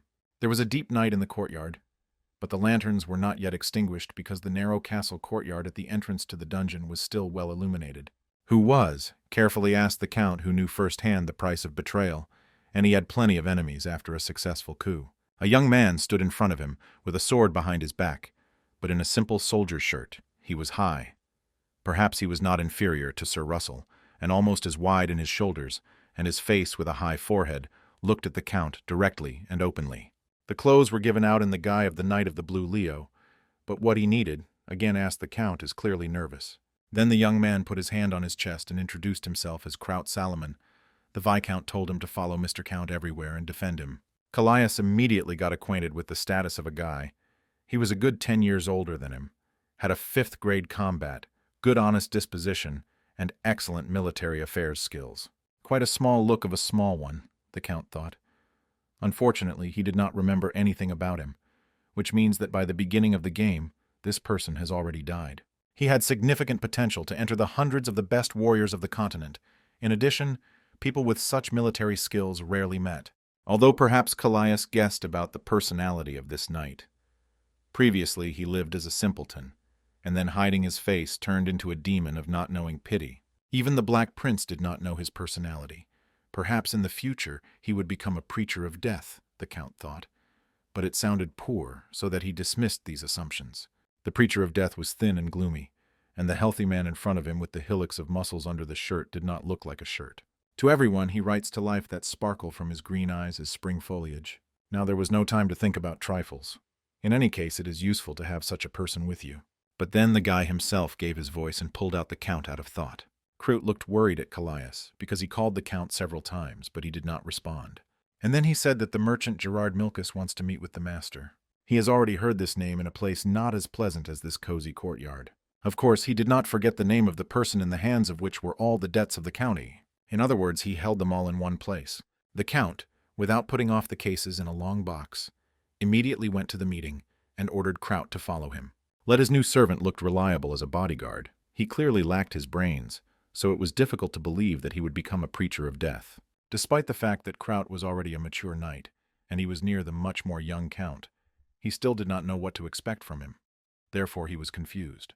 But the debt obliged the knight everywhere to accompany the master. He opened the living room for him where, despite the late night, the ill-fated merchant and the creditor, who had not heard about the commotion in the county and jumped to make sure that his loan would be returned. The young Count entered the full of silent dignity. He kept proudly, even dismissive, as was supposed to relate to commoners, even if they were rich. Gerard welcomed him first. He was a tall man who began to bald early with a long, thin face. His Eastern costume, like a stretched, warm smile, gave out in him bargaining and changing, just more caliber. They were not personally familiar, because Gerard introduced himself the first, as the head of the small trading guild. Callias answered Kolko, because the guild, although small and very profitable. But he immediately cordially added that he was always glad to meet with successful merchants. In terms of acting Callias, he himself could give a head of the bargaining. He responded with a courteous but useless flattery. Your words of the honey ears and all that, from which it became sickening. Callias sat first, and did not even offer the same to his interlocutor, showing his true attitude with his whole appearance. However, he asked him about the purpose of the visit, because he himself did not officially inherit, and did not have authority. Gerard laughed as if he had heard a cheerful joke, and he impudently laughed boldly, noted that Viscount Russell would have ruled everyone here for a long time, because the Count is a direct heir. And in the lands of his county now there is no one who could go against his will, added Torgash, demonstrating the good designation about the domestic policy of their house. But Callias froze this flattery coldly, and he said that there was still another of two candidates. But Gerara could not be done. He already heard that the dispute about the inheritance was settled. Amazing awareness, the young count noticed immediately, because their family has not yet made official statements. He stared at Torgash, and it began to not just keep a conquest mask on his face. Not at all embarrassed by the impudent Torgash said in response that in his case, without awareness, just nowhere. Gerard already realized that the heir in front of him was not such a simpleton as he was considered before. Who would have thought that a child who is not, and 20 all his life, so skillfully hid his cynical and calculating nature? But what excited Torgash even more so is that the rumors of the beauty of the young count were not only not exaggerated, but rather downplayed her. Therefore, a disgusting expression flickered on the face of Torgash, the man whose gut was a rotten fish. As if having read his thoughts, Callias shuddered and cringed.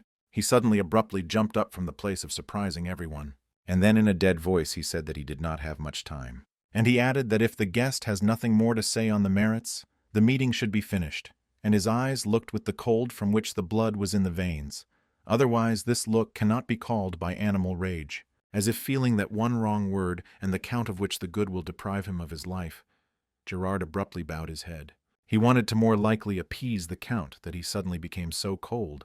Therefore he explained his gaze that he was surprised by his beauty about which he had heard so much. It is difficult to understand what was worse, the gaze of Torgash or a miserable attempt to justify him. Callias said nothing, only looked with contempt. But still he returned to the place and ordered the Torgash to go to business. Gerard also sat down, discarding his mock stiffness, and said that he came here to discuss the duty that passed to him from the old Count Colin. With a face of complete indifference and boredom, playing a carefree young dandy, the Count stated that he first hears about this, and added that at the moment it could not say anything else, because their treasurer is sitting in a dungeon. From the ease of ease, the young Count of Kruta behaved his head. But the merchant did not lag behind. Of course the young Count could not know, because the history of duty was already 5 years, and he grinned carnivorously. In his fantasies crawled as a night pot. Sweet thoughts flew that a miserable, weak, and glorious boy, having learned about the amount of the debt, will ask about condescension and credit concessions. He walked for so long to this that he almost shook from lust before the Count, like a dissenting dog. According to the agreement, he had the right to demand the repayment of the entire loan amount, as well as the percentage, at any time after 3 years from the issuance. Gerard tried not to grin, and then he demanded this repayment of the debt within 2 weeks completely. And he called a stunning amount of 60,000 gold, from which even at the page of the night the jaw dropped. All county has received so much in 10 years. How much noise from him, thought Callias, glancing at the bodyguard.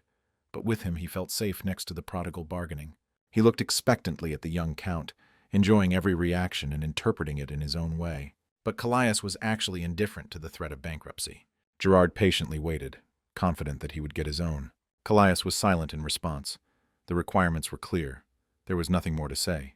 Then Kraut took the courage to humiliately ask for a delay, as if doubted in his master's skills to negotiate. Gerard's face became wax, and as if frozen, he was waiting for such a reaction. A long silence hung. Torgash violated him first, and stated that at least he was sorry. The previous head of the house undermined his trust.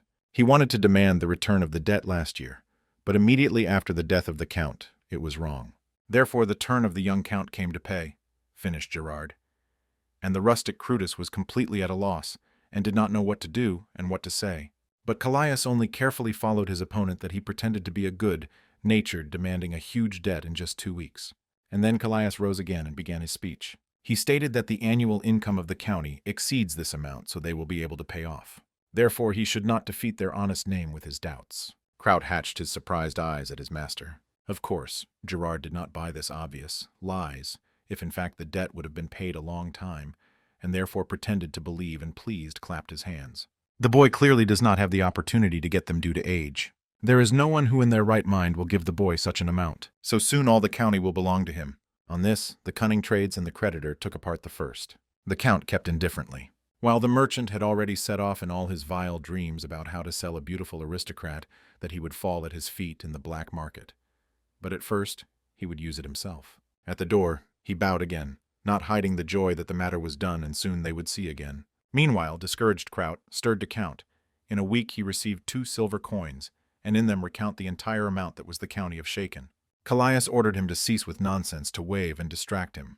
What earned the cry of despair and indignation from his knightly page, who did not understand how it was possible to remain so cold-blooded if all the lands can take away from them for debts. But the young count could not tell about the fact that he had already begun hunting for treasures. In the vicinity of the castle, one could travel lightly, but the voyage in other lands was not a simple matter. The traveler could be in wait for the dangers everywhere, on a wild plateau of Proud, all with a rocky and deserted and even more so. There the traveler was threatened not only by random robbers or enemy army, but also by very formidable monsters. If this place was the only hope to maintain the situation, for nothing, the count would not stick there. Therefore that night they headed for the one who knew the ill-fated plateau well, to the killer that he appreciated his life, and could still become useful to him in the future. In the light of the bright moon, the count and his servant approached the casements of the guard.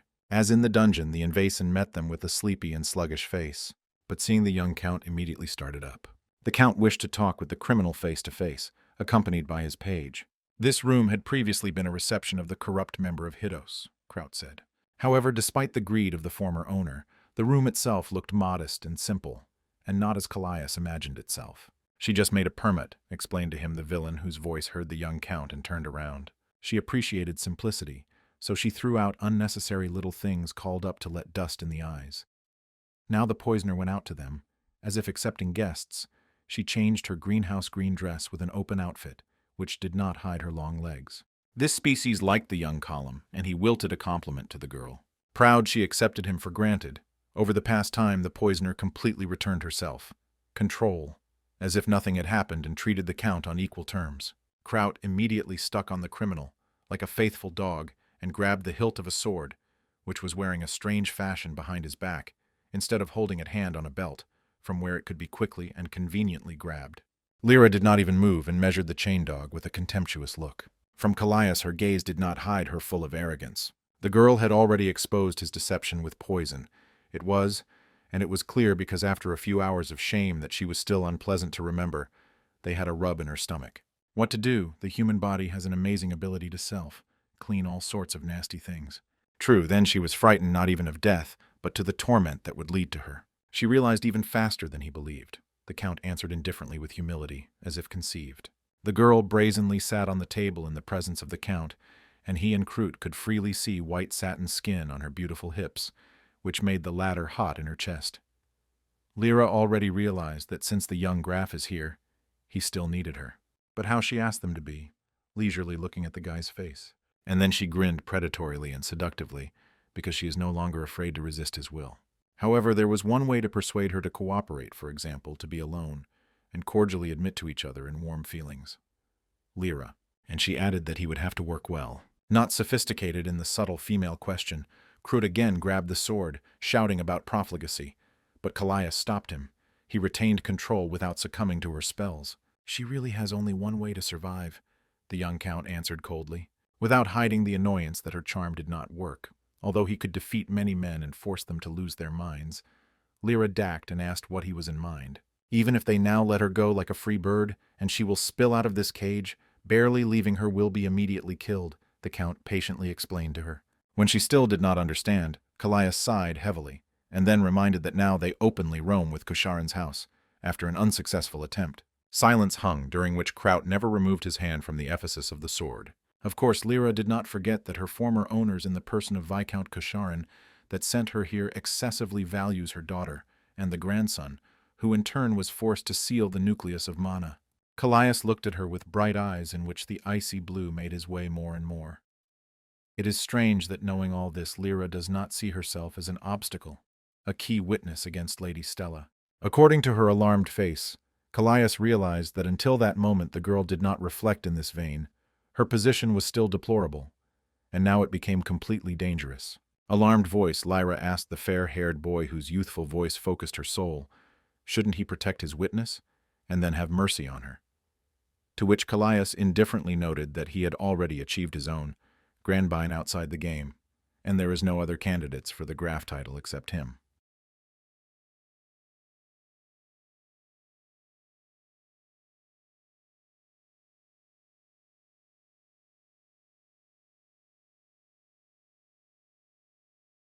Not a single nobleman will allow a commoner to live that he dared to tarnish his honor, he added coldly. The loop on her neck dragged on again. Lyra was already passing through the like, and saw how people were used like hounds of dogs, and then they were thrown away as unnecessary. But I could not think that the same fate would befall her. From resentment against her fate, the girl bit her lips to the blood to the villain. And then, grabbing a candlestick from the table, with a sharp needle on which candles were strung, she attacked the young count in a furious impulse. A sharp sting in the hands of a trained person was no less deadly danger than a dagger. Callias could only look at how a bony with a scythe rushes to him at all pores. Fortunately, the calculation of the young column for combat skills Kruta turned out to be true, despite the lack of smartness with it, but his reflexes were amazing, and the heavy soldier's boot threw the spy back to the table. He obscured the count with his body and managed to grab his long sword. Callias, he remained Clokernovan. He thanked for the salvation, but asked to be softer with the girl. One way or another, it was she who helped him to become the only heir, and Kraut even asked for forgiveness. But the count treated everything simply and condescendingly. He generously understood that Lyra, like many people, broke anger at the one who opened her eyes to the truth, and not on whose will and fault she was in this position. Why so? Callias asked her. The spy remained silent, only looked at him with the eyes of the driven beast, only thinking about how to sell her life more expensive and end it all. They always choose a simple path, answered the count to his question, and carefully sat down right next to the one who had already tried to kill him twice. Whoever these people would splash out their anger and disappointment and other feelings, it really will become easier for them, but only in this short gap. And yet she was not one of those who easily scatter life, which means she should not give up so simply, said Callias, and smiled encouragingly. And in his words and appearance there was something that deeply touched her by the soul. Of course, she will never die, Lyra blurted out so loudly that she could hear her on the street. Gloriously, Callias answered her, rather smiling. Such a person is still useful to him. If she helps him, he will provide her with protection from the pursuers, like her family if there is one, assured the count of the girl.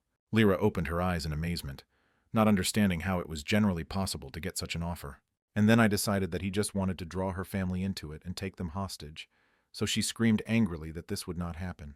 What Callias laughed as if he had heard a funny joke. However, then he immediately added with a cool voice so that the girl would not flatterly at her own expense, there are a great many murderers of like her. Of course she understood this, because all her life she was a toy in the hands of the nobles. But she also knew the price for myself. Let a lot of people. Why the boy is still here now. Callias carefully looked at the girl that she still could not get to her feet after the shock, and thought that she was very smart. The first reason why he is here, this will save him time, answered Callias. And the second is that the enemy of my enemy, my friend, ended Lyra for him, remembering Maxim Roman. The count grinned sarcastically, and congratulated the girl on the successful use of the brain. Then Lyra proudly rose and, resting her hands on her luxurious hips and putting her chest forward, demanded that she be treated as a mercenary with a contract, and declared that she would not do what she went beyond. She could not occupy pride, Callias thought, and after all she was just at his feet and in tears, and again tried to kill. Here Kruta could not stand such familiarity to the noble person, and began to report to the girl. Then Lyra raised her hands conciliatorily, and the threads in a tight corset crackled. Of course she will be a teaching with the master and the savior. Since now they are friends, she hoped for the favor of Kruta, who should not be alien to knightly virtues, the cunning fox asked. From which the face of Page and the bodyguard grimaced, as if he had swallowed a lemon. Why, they were his friends now, growled Kraut. These two immediately disliked each other. He was too ambitious and stubborn, and she is too proud and self-confident. But Callias did not let the skirmish flare up and interrupted them. Now when they settled the issue of trust and relationships, which was important, he moved to the part for which he came here, and asked about the Proud Plateau. Lyra was trained in a remote camp on this plateau and had to know the area well. And then he sharply shouted his finger at the knight to drag the card. The map of the entire kingdom, with a detailed description of the area and surrounding lands to Viknotsva Kosharin. Then Kraut remembered that a huge map was hanging in the barracks. Without hesitation for a second, the Count ordered to immediately go there. Satisfied with the opportunity to serve Mr. Kraut, opened the door and offered to follow him. But Kallias squinted strangely to the side and ordered the knight to go forward. "He doesn't know where the barracks," he asked him directly, Kraut, and the Count whispered in embarrassment, which he certainly knew. And for a long time they bounced in front of Lyra, arguing about who would go ahead. And then the morning came in the castle, and the sun's rays painted the walls into pinkish shades, accelerating grayness and boredom. The large hall in the barracks had a long table, a shelf with many books, a rack for swords. Usually soldiers and knights rested here. And at the end of the hall, a map hung in the entire wall that immediately attracted the attention of the young Count. The map was distinguished by a military bias, so Kroot promised more details and designations on it than on civilian cards. The Count began to carefully study it by looking for the right plateau, and then with a finger, he asked them that they know about this place. Kraut said that these lands are an ancient battlefield between the Viconias of Kosharin and the barony of Erebon, where they decide their land disputes. There is also a rich copper deposit on the plateau, but due to a protracted war, production is now suspended. Kallias checked with his player's card. Baron of Erebon was a vassal of the Shaken House. However, the Count himself remained dissatisfied with the accuracy of the card, which God has already been updated. Lyra, that spent many years in these lands, stated that there were no strong changes, and there are only a couple of places that need to be corrected. Now she already began to understand why she was called. The girl was absolutely sure of her knowledge of this area. And then she asked the young Count that he was looking for a plateau on this rocky plateau, and he briefly replied that she was eager to visit the ancient ruins. Lyra was surprised much because she did not hear about any ruins there, and the Count thought again. And he asked the girl when she was young where she told her adults. Once and again, the young Count struck her with his maturity, so that Lyra examined his young face for some time when he grows up to become a handsome man and kidnapper of female hearts. She managed to regret that by this time, it would already be too adult to compete with noble hunters for his attention. But then her thoughts turned to business, and she remembered her training camp. To help her, Kallias asked whether she knew when the Kosharin family began preparing his spies. Lyra counted. She was a graduate of the 6th stream, and since she began the service in the county of Shaken, another 5 years have passed, so about 15 years have passed since the start of training. And at about the same time, land disputes began with Baron Arbin, said Kraut. The spy asked the knight to understand what was the matter, but both newly made servants did not yet understand what was happening. Lyra snorted contemptuously, what else to expect from a soldier, and they immediately clung to finding out which of them smarter and shower each other with curses. But the young Count did not even stop them, but simply thought out loud. To prepare more, the army needs a lot of money, which means it is impossible to sharply increase strength, except in exceptional cases. Lyra still did not catch what was happening. They have exactly the treasury is clogged to the top, answered for his Mr. Kraut, which deserved a portion of grunts from a cat's girl. Kallias agreed with the bodyguard. Moreover, he assumed that the Kosharin family acquired some new money, and it was they who went to create an army of spies which were sent to serve throughout the continent, as happened with the liar. However, what was the case with the ruins? The girl asked. Usually copper mines are found next to silver veins, and copper itself often has an admixture of silver, Kallias noted. Crime against the crown, Kraut noted, and involuntarily whistled. Then the young Count invited them to put themselves in the place of Viscount Kosharin. The royal court stores a monopoly on the extraction of gold, silver wherever they are, as well as on minting coins from them. But if you act secretly, it is possible to significantly increase income. So Kallias already represented what the ruins that they are looking for would look like. After all, this is the perfect place to hide something. The Count would like to tell them the truth, but I couldn't believe it anyway, and grinned. Lyra suggested that the Count wants to capture the mines, but doubted that the strength of the county would be enough to hold them. Although it was sad to admit it, even Kroot understood that the girl was right. In addition, Lyra added, even if the enterprise is successful, it will be enough for the other side to inform the crown about mines, and then they will still be taken away, so it would be better to report them first. But Kallias did not agree with her. It would not bring them any benefit, and the trial took a lot of time. They are on the verge of bankruptcy, and right now they needed money. And right now the enemies have a lot of silver that they stubbornly saved up to this point. In large quantities it is not to be put into circulation, which means that the Count explained to them the secret storage. So if you shock the Viscount's wallet a little, although he will not be offended, he will not be able to sue them, because this silver does not exist. This plan sounded devilishly cunning, so both the knight and spy were impressed with him. The same night, without delaying things for later, they started the training camp. Several people gathered at the edge of the outer wall of the castle, and Viscount Russell arrived in time for them. He was preoccupied with the heir, decided to leave the castle, accompanied by still green as the grapes of crown. And he warned that sooner or later they could face the fact that they would not be on the shoulder. For a second, the young count felt like his beloved grandson. Of course he understood. Go with them. Russell could not worry about anything, but also believed in the potential of his bodyguard. Flattered by such a praise, Knight blushed with pride that he burst into him. Moreover, in his absence, someone had to guard the castle, especially in their troubled time. And a tall viscount, with thick as a brush with a mustache, nodded briefly, understanding his reasoning. He courteously bowed, and admitted that he thought about the young column too superficially. And then, with the animal fury, so that no one would think that he was joking, warned Kraut that if he does not properly serve the heir, he would like him to be a hare on the hunt. But the knight, bloated with pride and praise, was immature, and cheerfully replied that there was nothing to worry about, for which he deservedly received a crack by a steel sledgehammer, and this is how the Viscount's fist was felt. Then Russell, without replacing the tone, turned to the army with an appeal. Despite the fact that the young Graf has not yet recovered from the wounds, he still planned the campaign in which he himself volunteered to participate, began the Viscount, and everyone stretched along the string listening to him. And therefore, everyone is obliged to follow him and serve him valiantly and conscientiously, as it should be a warrior. And the army of young people answered the chorus to eat. But Callias did not slip away from the attentive eye that among the brave men who had gone on a dangerous campaign, few people had respect to the young column that he had recently tried to put his hands on himself. He turned his gaze to another figure that he wrapped in a woolen cloak, and not from the cold, but hiding his face. The floors of the cloak were slightly curved, and in the reflections of the lanterns, and the moon flashed a white and beautifully face of the liar. Later, Kraut looked for a long time in the empty, like a non-existent bottom of the well. From there it was torn by cold and damp, and a narrow rope staircase stretched down. Having tightly squeezed the handle of the lantern, the knight slowly went down. And he muttered so that the air was also careful. The count was just going down. Having descended to the bottom, Kraut warned that the passage was long, and he would have to go for a long time, and lit a laza lantern that led outside the castle. Callias ordered them to move. Behind him, his army followed the not very faithful and loyal brave men.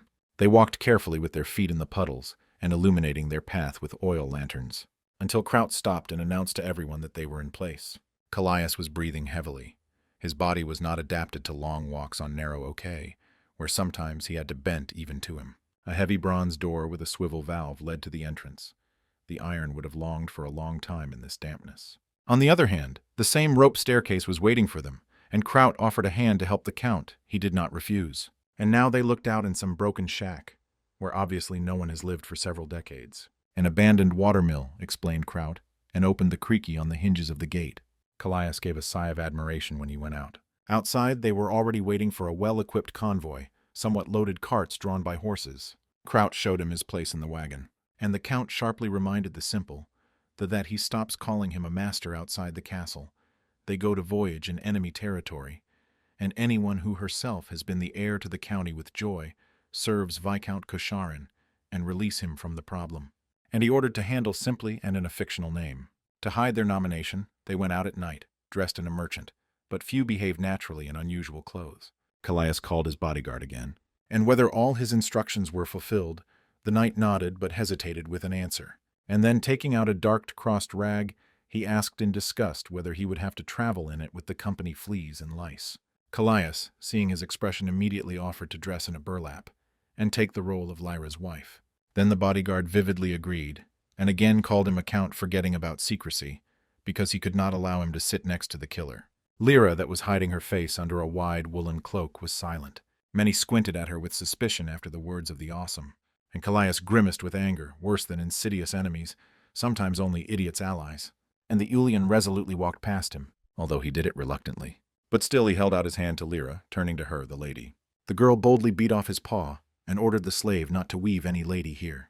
And Callias again thought about whether they could leave their lands so that the latest dog would not know about it. Kraut recovered for a long time after hearing.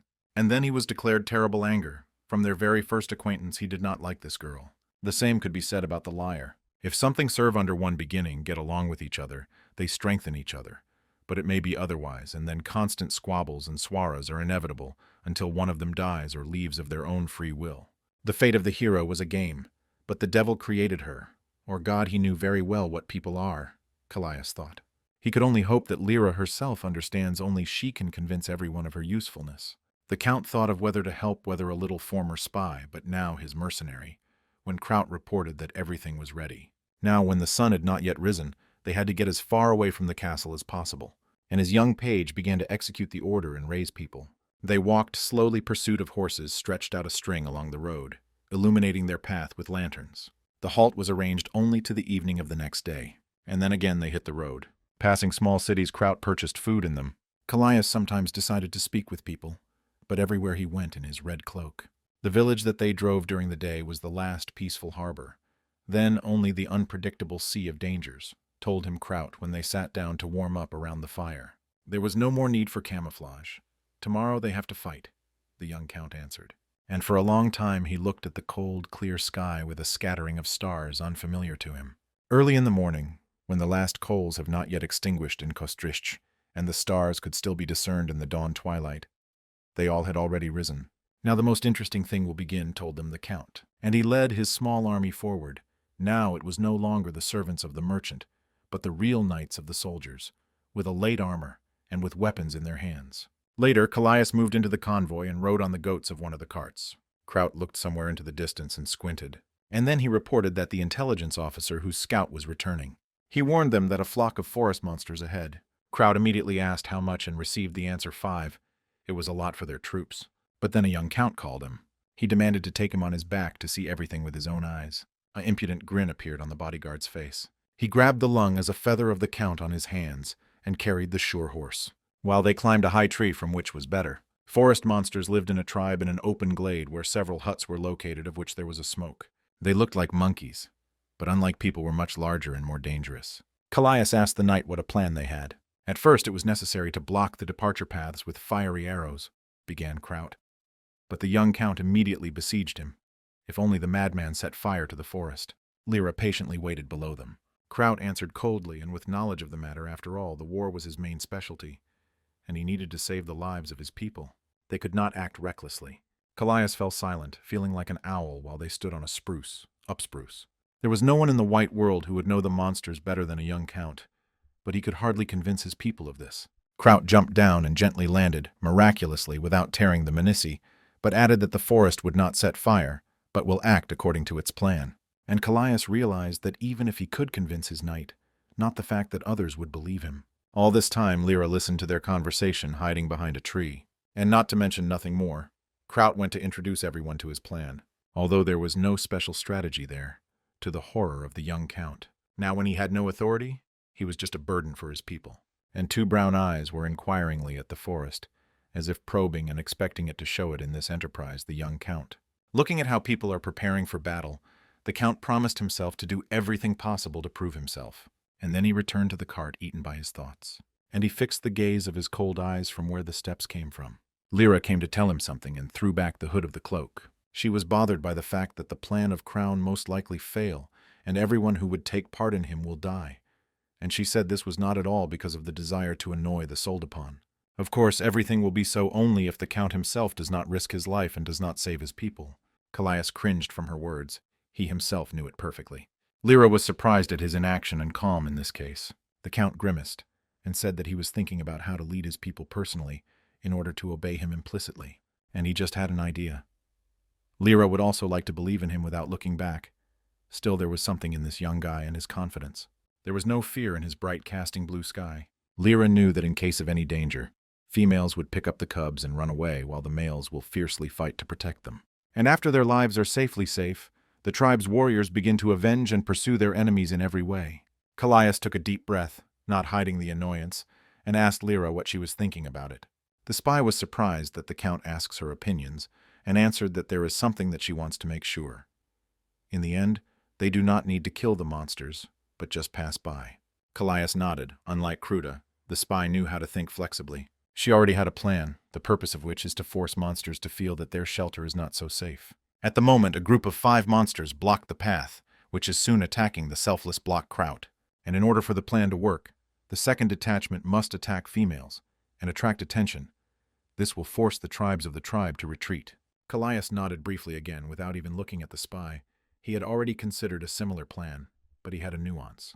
"The key point is who attacks from an ambush and risk the sake of the rest," he asked, and measured the girl with a cold gaze. "The monsters will instantly become furious and will pursue the attacker at least on the ends of the earth. Such a mission is real suicide," Kallias said menacingly. But suddenly I heard in response, "I will go." From the very beginning, Lyra thought this plan understood this plan to whom and fulfill it. The eyes of Kallias flashed the blue sky. "Whether it could be that she has a temptation of the siren," he asked. Now it was the turn of Lyra to be taken aback in surprise. The Count easily unraveled her plan, because this girl would never agree to risk herself not being confident in success. And he knew that this grass would deceive the sensitive scent of the monsters. Surprised by his insight, Lyra honestly admitted that she had been watching him for a long time, and he did not look like the child as he was. The Count suddenly worsened the cough, and he quickly agreed with the plan of Lyra, bearing in mind that he had a chance of success. Fortunately, the spy decided to leave her suspicions until better times. Having hit herself in the chest, the spy assured him that there was nothing to worry about. In these lands, she walked exactly in her garden, as many as 8 years, so that everything would go smoothly. Such zeal could not but cause a wary of young Graf. Why should she try so much for their success? But everything was logical for Lyra. If the Shaken clan was destroyed, it would also be in danger, like a apostate. It sounded really logical, and the Count at the moment had nothing to object. But still he asked the spy whether she was ready for the fact that others did not recognize her achievements. The girl thought, and Kallias rose to her feet. Lyra dutifully waited for him to say. The Count suddenly pointed his finger somewhere into the distance. When attacking enemies, there will always be more for one or two than in close proximity. "A group of knights can be at risk of attack from the rear," the girl said excitedly, and Kallias agreed with her. Usually the monsters acted so. He showed her a couple of places and asked what she was thinking about them, like a teacher on an exam. "Perhaps there is the village of Goblin," the spy suggested, because they were a favorite food of monkeys. Kallias praised her for a wonderful answer. Now he himself understood that he did not want to go this road at all. Lyra bowed, assuming that Kallias would instruct the knights to protect this place, and then the Count turned to his scout with a request. At this time, Kraut noticed how the master was talking about something with a spy. After listening to the Count, Lyra laughed with a flooded laugh, which she did not do often. At that moment, she looked like an ordinary cute girl, so Kallias delayed her gaze on her, and the views met. And then she reached out to his face. The warm, slightly rough from work, the palm touched his cheek, but with tenderness, so the touch was pleasant.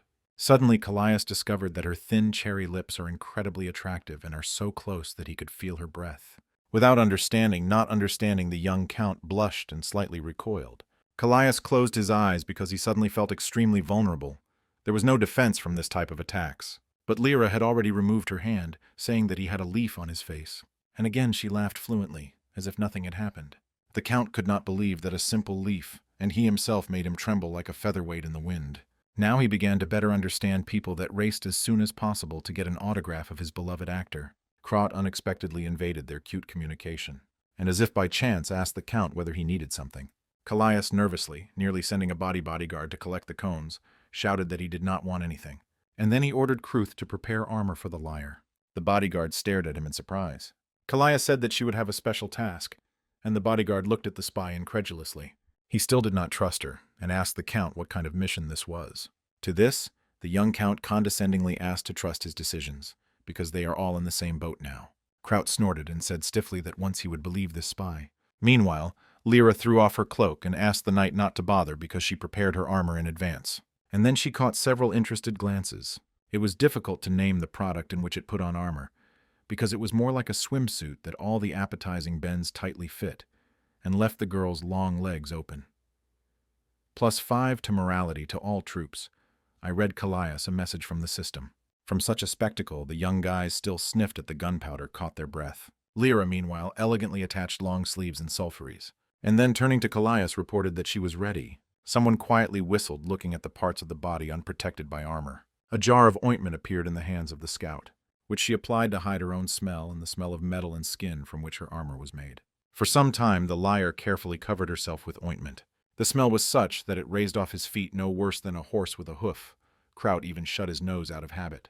Lyra's gaze changed when she checked her knives. She abruptly grabbed them and returned them to the scabbard. Kallias watched all preparations with great pleasure, and then he gave the command to start. He invited the scout to take several soldiers with him for protection, but she refused phlegmatically. All the same, no one would follow her orders. The last time they looked at each other, there was nothing more to say. And then, with the ease of squirrels, Lyra jumped on a tree and disappeared from her eyes. Kraut nodded and also turned around. They were ready to exit. A small group of knights came forward. Kraut walked ahead like the strongest warrior in the detachment. We went without hiding. The wind blew towards the village of snow monkeys, because soon they should smell them. Lyra went from the leeward side, but looking in her back, Callias would not have learned anything. Therefore he looked at the knights. The monkeys smelled of enemies and were alarmed. Kraut hit the first to a run, swinging his long sword, and immediately I felt that the blow was too weak. It was a reckless step because the first blow was to hit vulnerable points. The monkey easily dodged and immediately counter-addered the unlucky knight. The blow thundered, and everything was covered with smoke. But Krut was still firmly standing on his feet. By some miracle he managed to defend himself. The Count exclaimed with delight, "One thing is to look after everything through the monitor screen, another to enjoy the battle live." The monkey began to beat himself in the chest, to raise the alarm and scare the impudent that invaded their territory. Several warriors of the tribe at once went out to meet the danger. Seeing their number, Callias thought that the plan with the ignition of the forest could not be so bad. Then Kraut raised the rest of the knights of the Blue Lion into the battle. The young count was nervous to anticipated the worst. 2 knights that stood in front of him introduced themselves, what was called Thomas in the cloak, and the second in armor, Album. Meanwhile, the whole horde of terrible monsters was rapidly approaching them. Then Kraut used the power technique. His sword was filled with an aura and sparkled lightning with discharges. The discharges fell off his sword with drops of liquid flame. There was an explosion and crackle, and the air flew in the fragments. From this roar, even at Callias that he stood behind, laid his ears. Everything was covered with smoke and dust, and then he caught a glimpse of how a huge carcass of monkeys fell. Turning around, Kraut could not help smugly. What kind of carelessness during the battle, the young count thought was indignant at the grin of his bodyguard. And not in vain, after all, the battle continued at the tribe of snow monkeys. There were many more warriors. One of the monsters just attacked another knight. From a powerful blow, he lost his sword, and turned around in horror, looking at him, regretting that he did not take with him an ordinary long spear or halberd to fight with a large enemy. In horror, the soldier rushed after his toothpick when the shadow of the monster had already hung over him. To save Comrade Kraut entered the hand-to-hand, forgetting that he himself has a weapon in his hands. But he saved his friend. He shouted to him that he would rather grab his sword. The monkey that received an accurate blow in the eye stunned, and Kraut went on the offensive, in a hurry to deliver a couple more blows to the monkey. The monster came to his senses and waved to the soldier with his long spear. Kraut successfully took advantage of this and chopped off the monkey paw, and again saved his comrade. The monster growled angrily without suffering such an insult. The creatures were much more dangerous and tenacious than the knight believed. Another old monkey fell on them with bare hands. Kraut evaded the blow and drew under the arm of the monster, and he hit him under the knee tendons with the goal of dumping a giant. The monster growled in pain and collapsed to the ground. Seeing how another enemy defeated the soldiers inspired. But it was worth a lot of effort to him, so now he was breathing heavily. In addition, there were 7 opponents in front of them, while before that they clearly saw 8 carcasses in the camp. And then the last enemy seemed, all covered with white wool and sparkling with anger. He was more than other monsters. He went with the rear, and ignoring the knights rushed to the young count. Callias shuddered, regretting that he was not hidden more reliable. Cursing to himself, Kraut in horror rushed to the master. Putting a spear in front of him, one of the knights obscured the count. In order to somehow detain the enemy, Kraut attacked from the distance with his thunderous blow. The shockwave from him even reached the place where the young count stood. A cloud of dust rose and again obscured them to the review. Instead of using a veil and running away, they remained in place because they were immediately attacked. One of the bodyguards of Callias received a blow. His strength was so great that he flew Kubaroma past the young count, forcing him to flinch with horror. The second guy went forward, hoping at least somehow detain the monkey. Kraut gritted his teeth and rose, collecting the rest of his strength. And again he attacked the leader of the monkeys with his thunderous blow. The flash illuminated the faces of Callias and his bodyguard. The count ordered the soldier to help Kruta. This would give them more chances of survival. But he doubted, and thought to hold out a little more. The young count could not stand it, and shouted at him, "No one will have time to come to the rescue, and you need to act. If Thomas calmed, he will have to fight with 2 monkeys." The count set his hand. Thomas still hesitated, because Captain Kraut ordered him not to depart from the air. Then the count pressed the guy again. Does he really dare to dispute his orders? Then Thomas seized the sword tightly. After all, he also made the knight oath to fulfill his dead orders. Callias praised him for quick wits, and he hurried to the wounded soldier. He flew so far that the count was out of breath while he was running. Alba lay on the grass in the blood. He looked bad, frankly, so that the count of such a spectacle caught his breath. The knight's late armor was crushed like a tin can, and one hand was completely torn off. Callias ran straight to him, screaming so that he remained conscious. He cut the belt's tightening to Karasa and took it off, and then poured a potion into the throat of the knight. Alba's stomach is swollen from internal bleeding. A low-class potion will not work. They needed a healer, or a better potion. Callias ran again, this time towards their camp, but the monkeys were still in his way. They just devastated the settlement of the goblins, about which his Lyra warned. One of the monsters looked warily around and sniffed. In the hands of the monkeys, the goblin was like a rabbit. The monster growled, and Callias trembled from his scream. He waited until the monkey leaves, and his heart jumped out of his chest. Their plan worked.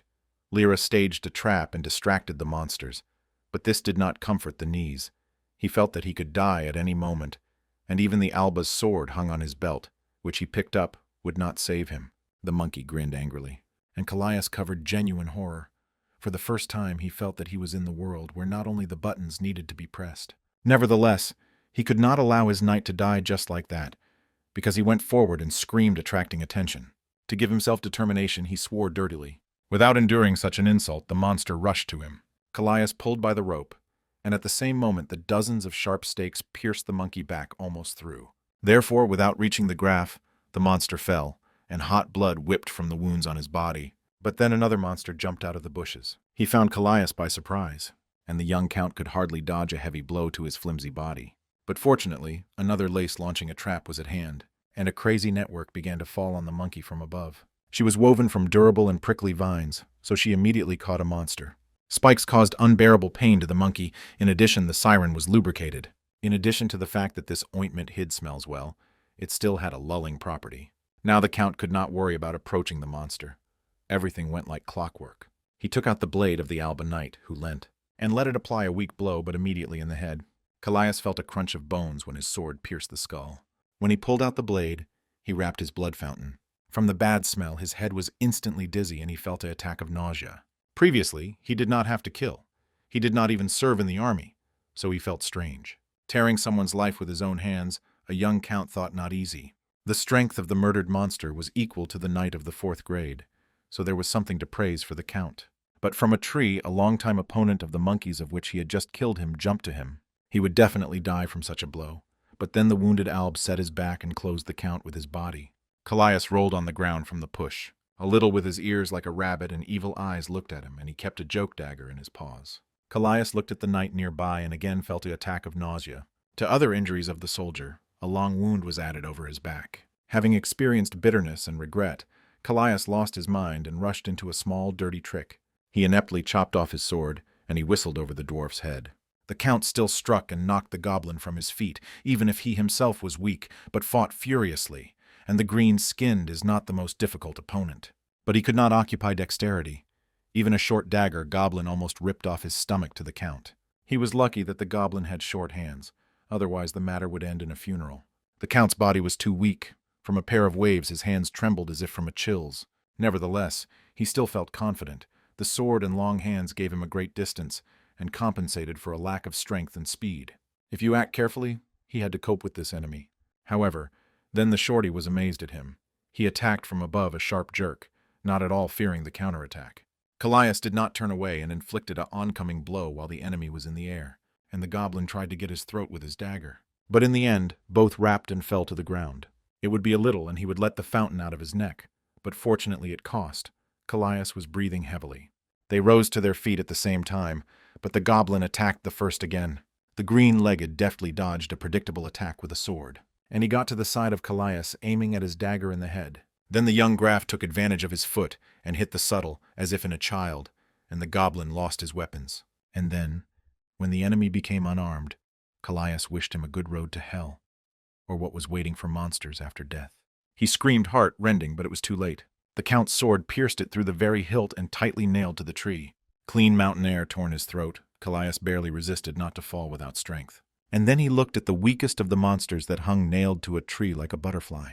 Now he felt a strange emptiness in himself. And then he looked at his trembling and bloodied hands. He remembered the feeling of pierced flesh and the dying cramps of the goblin, which was so much like a person, and the count was moaned right on the spot. He just fought not for life, but for death in one awareness. And then a system of the system appeared. For the murder of monsters he relied on a reward, although it was reduced for the use of traps and poison. However, he won Goblin with his own hands, so that he was awarded with access to the inventory, and an increase in the level from the 8th to the 11th. Then Kraut ran up to him and called the master. He dumbfounded when he examined the field and realized that the battle occurred here. In horror, the knight began to inspect the count for the presence of wounds and other damage, but besides the couple, abrasions and bruises, found nothing. After the knight killed 2 monkeys, the rest retreated, so his battle ended well. Of course, it was not just luck. Lyra successfully distracted the tribe warriors. And then he remembered what he completely forgot about in the heat of the battle. The wounded knight that twice for the battle closed him with his body still needed help. Callias ordered to immediately find him, and Kraut pointed his finger without any problems, seeing where their comrade lies.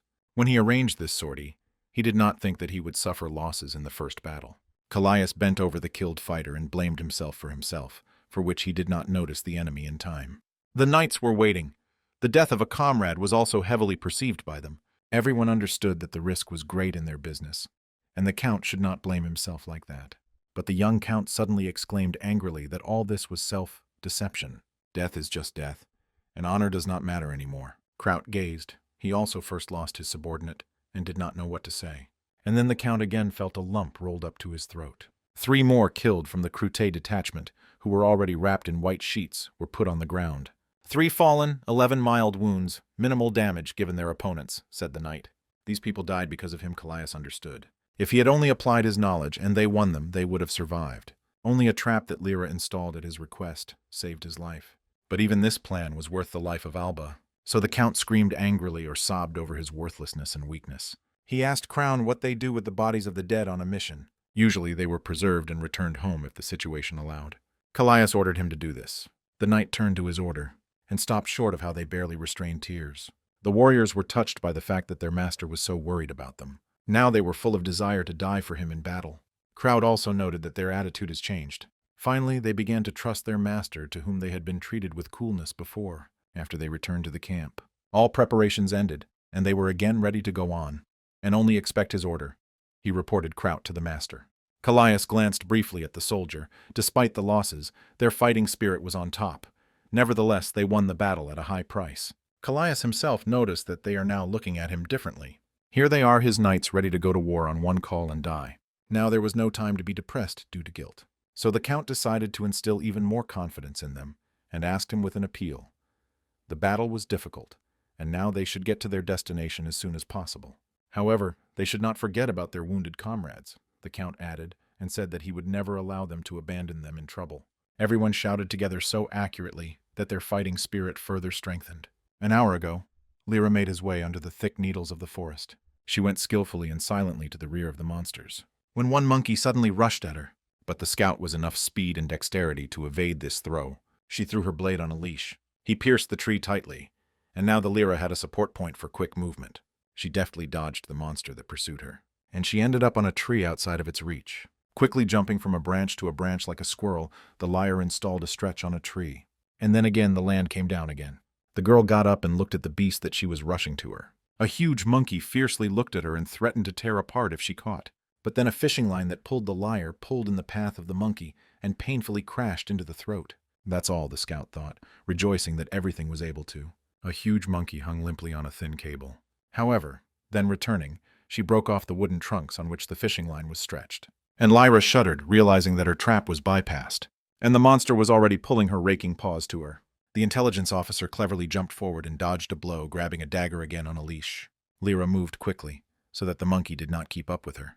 With skillful movements, she wound the fishing line around the monkey neck several times, and then she dragged her out with all her might, so that the monster cried out plaintively, swallowing air. The monkey was immobilized again. Lyra hoped that this time everything was possible, although she still doubted. The fishing line was so thin that it was unlikely that the monkey could catch her with his hands. Despite the suffocating capture, the monster still resisted, although it was useless. However, under the weight of the monster, the trees cracked, and the thin fishing line began to pull the trunks. The brave scout reached out behind her back. There, where she had a dagger for an extreme case.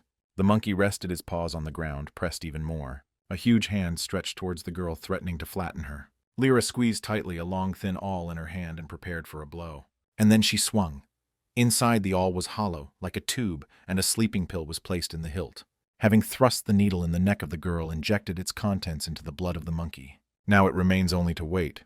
She still did not know whether this technique would work or not.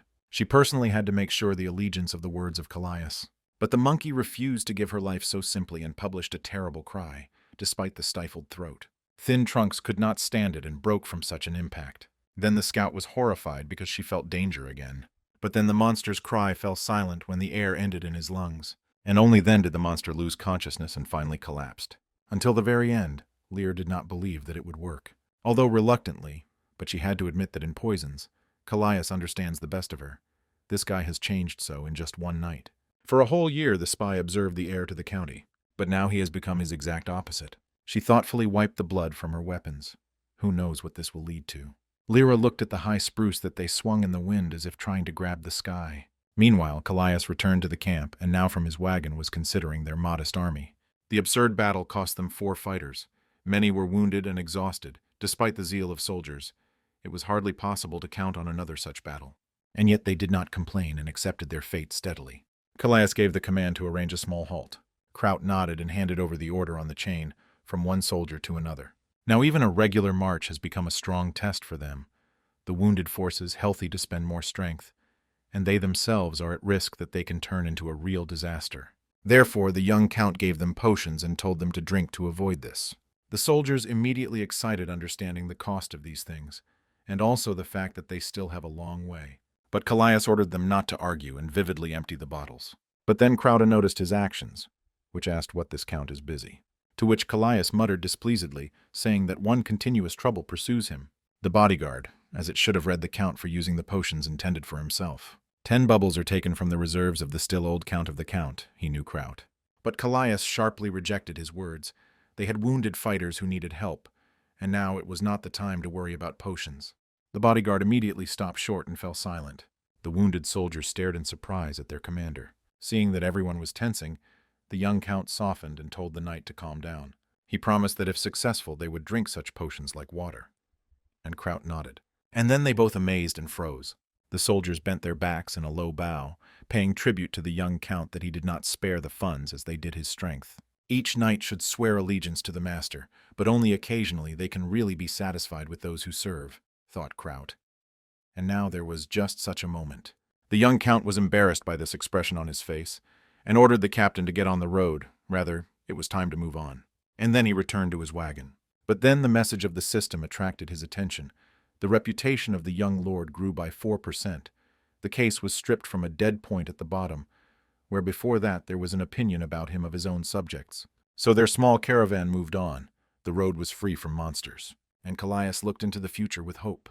They rode for a long time until the young count again stopped the movement of the column, headed by himself. Kraut approached him to find out what was the matter, but Callias had already jumped off the wagon and informed everyone that they had already arrived at the place. And then, without explaining anything, passed by his knight. There was nothing at all nearby, as if this place was completely abandoned. The young count never waited for the news from Lyra, and then he ordered the camp right here. And the tent needs to be put exactly where he stands, he said decisively. After half an hour, the commander tent was already deployed, and they were conveniently settled in this area. The count of the count knew their job. Callias pointed a finger on the map with his finger and stated that the treasure of the Kosharine clan was here. The path to this place was not close from their camp. Kraut was indignant, the countless count, because even on the map they had a week of the journey, and so far they kept only on the power of the spirit. But the young count only smiled slightly. If they still have a week of such a march, then not everyone will be able to complete it, the Crutus objected again. The mood on the council that Callias arranged sharply went down, and everyone frowned. One of the knights offered to gain a foothold here, and also warned that there was a chance that Viscount soldiers had already discovered traces of the past battle and are now looking for their small detachment. Callias sighed in displeasure. What kind of soplejouis they thought, and he dumbfounded the knights, saying that he only pointed them to the storage, but they were not going there at all. Kraut was so taken aback that he forgot about the rank of master, because the treasures were their goal. Callias stood in the center of the tent and said that they should only go inside and then go to the storage. These words did not explain anything to all those present, so they stared in surprise at the count.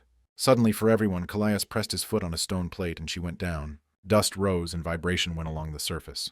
And then a stone pillar jumped out of the ground like a magic gnome. From such a turn, the knights started and grabbed the swords. On the surface of a poorly hewn stone appeared a cellular structure to which the count reached out with his hand.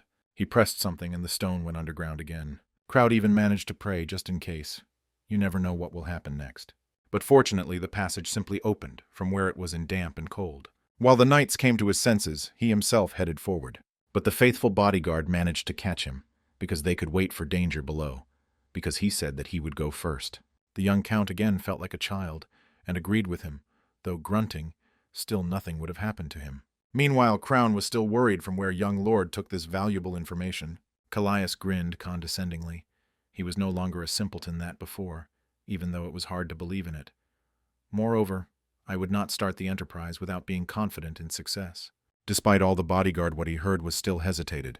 But then another knight stepped forward and firmly declared that he believes his master. He was ready to go into the fire and water for a man that even about ordinary soldiers, and believed that the count had a good reason to be confident in success, which means he could be believed without looking back. Other soldiers echoed him, so that the tent was filled with their peppy voices full of zeal. Callias froze from such a reaction. Although he was grateful to him, he was still a simple weakling that he couldn't even use mana, the count said with regret. The knight Thomas smiled at the same time, and promised that they would become his new force because the master has an inner rod. However, their Captain Kraut was more sensible more than others and hid his face so as not to show a mean male tear. Then the young count resolutely appealed to all those present. They still had the wounded that they fought for their lives, and did not wait for time, and his army responded in chorus to the call. The ray of the sun entered the tent, as if he wanted to spy on how great things were being performed, when the count watched the crown of Kruta that disappeared into the dungeon. Meanwhile, Lyra rested after the battle. Coming to her senses, she scored a monkey into a jar of blood, and wiped her crushed face.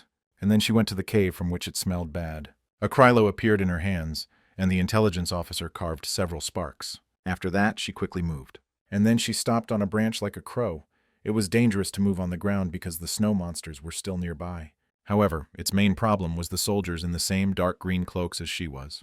Now they are concerned examined the traces of the battle with the monsters. Apparently they were attracted by the noise of the battle, and now he carefully examined everything trying to understand what was happening. Lyra's eyes flashed determination, despite the fact that among these scouts there could be her acquaintances. But in the end, everyone for himself in this world. The foam pen of one of the soldiers of the County Kosharin shone on paper. At the scene of the incident, there were no bodies of people or other monsters. Someone took their wounded if they were. So, a tribe of snow monkeys was defeated here, the scout understood. In this region there was only one power capable of such, except for their own. He thought he made notes. To send this report to Viscount Servio as soon as possible. Lyra, meanwhile, quietly crept up to them, hiding behind the wretched wigwams in which the snow monkeys lived. She noticed that the intelligence officer sealed the letter wax and left the print of his rings there. Having caught in which direction the wind blows, moistening her finger with saliva, the scout took a bottle with the blood of a snow monkey, and then she splashed the contents on the branches of the wigwam. And again she disappeared under the branches of tall fir trees, to observe what will happen from the outside. The fire quickly spread, and the wind drove him to the guns of snow monkeys. The animals were instinctively afraid of fire, and panic at the sight of it. The large white leader of the monkeys growled violently and sniffed. And then, as if smelling something, they ran in that direction with all the upper. The scout fled like a squirrel, jumping from a branch to a branch, and not paying attention to the thorns that beat the face. Soon their detachment will be destroyed, and at all costs he should report to the Viscount. But then he seemed to hear the sounds of the persecution, and stopped. Having hidden in the thicket, he froze, in the hope that he managed to hide well and escape. However, at that moment he felt an excess of iron in the body, and acute renal failure. He recognized the blade sticking out in his chest, and the methods that they used it. But too late. Lyra sent him to the last flight directly to the ground, having previously taken out a report from her pocket. But she did not know that she was already walking on her trail. And vengeful beast. The knights descended along the spiral staircase holding the lanterns in their hands. On the way, Callias told them about the history of this place. It was the house of a wizard who simply wanted to conduct research in silence until his death. And no fool will leave dangerous traps in his house. Kraut already realized that he was wrong, but still his anxiety of a real bodyguard demanded everything to check what he quietly informed the Count. Callias ran his hand along the smooth wall. No one built them in the usual way. They formed by melting the soil and stones and quick hardening back. Not a single crack or junction, advanced magic allowed to create an engineering miracle. This is the level of a magician of the 8th level, and if he wanted to leave a trap here, they would definitely not have passed. Now the faithful bodyguard felt like an even greater fool, because of all his precautions. The long descent ended, and at the end of the short room the spacious hall of which was supported by the columns, and the table stood in the middle. Kraut left Thomas to guard the Count, and ordered the rest to inspect the hall. Before they moved, Callias made a promise from the knight that if they find healing potions, then they will go to the wounded. Then he sat down in a chair, as if it were a throne. Thomas asked the master how Viscount Kasharin discovered these ruins. The count did not particularly worry this question. Maybe the case helped their enemies, or maybe someone told about them. Thomas remembered that Viscount had a whole crystal ball, which was used as a key. Callias explained to him that this is not just a ball. No matter how strong the magician, which he created gradually, is gradually weakening, and who could not support this magic. Callias thought, given the state of this place, he still has to prepare. And then Kraut came holding a box of potions in his hands, as the count suggested here was safe. He ordered them to immediately engage in the wounded, and the knight did so. Kraut was still worried about the cost of potions and frowned. Callias understood his feelings, but in their position on the enemy territory, there was no time to worry about the means. In addition, the soldiers found magic objects for experiments, jewelry, medical herbs, a crystal of water, and much more. They also found several artifacts with magic, but nothing special valuable. Callias looked around, hoping that the status would highlight these artifacts to him. One place attracted his attention, a section of the wall between the columns. The count wanted to examine him himself, but Kraut again stopped him. Even after all the checks, he insisted that the master did not act alone. Callias nodded. Let him act on the protocol, decided. They headed for the wall, all the same. The knight will not listen to him and obey him. The count began to feel the wall in search of a switch, and when the hand felt a small recess, the wall began to diverge before them. Bright light emerging from the inside discarded long shadows. The place in front of their eyes looked strange. The light emanated from many screens, which was located on 3 sides, and in the middle of the room there was a remote control. Standing closer, they noticed that the screens show every corner of the entire dungeon. She greatly surprised Kruta, but in the eyes of the young count was just an ordinary video surveillance room. And then the knight noticed something strange. On one of the screens there was a room that he did not see, although he thought that he had examined the whole dungeon. Fake ruins, Callias immediately guessed. Experienced wizards placed fake ruins next to the refuge, in case some dexterous thieves climb them. Many people attract these places. Kraut suggested that it was, and this storage of the Kasharin clan, and the count nodded, agreeing with this guess. Now it became clear why the count was hoping to get into the storage without hacking. Callias touched the hand of one of the balls, which, in theory, was supposed to open the room they needed. Seeing how the master skillfully treats magical artifacts, the knight was surprised to note his talent. After pressing the lever, a strange sound was heard, and the captain of the knights turned. He immediately went to check what was happening at the instructions of the count, and he reported that another hidden passage appeared in the wall of the hall. This one led to fake ruins, said Callias to the knight. Finally, they could penetrate the storage and pick up the silver that Gerard and Viscount Kasharin hid there. Using the control device, Callias examined the inside of the false ruins, and I found the entrance to the silver mine, which was placed right inside the fake ruins. Now it became clear how all this time Kasharin was able to secretly extract silver.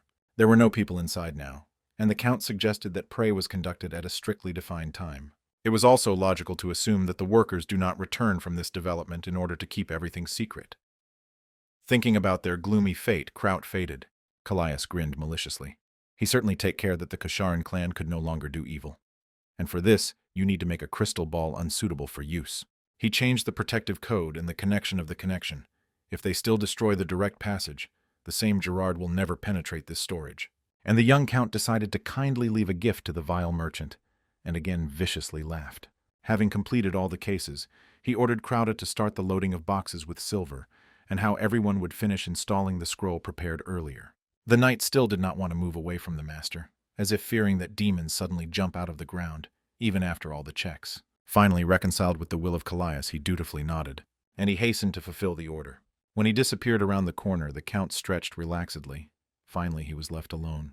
Then he was able to calmly press another hidden button, which opens the next cache. A hoop sparkling silver appeared in front of him.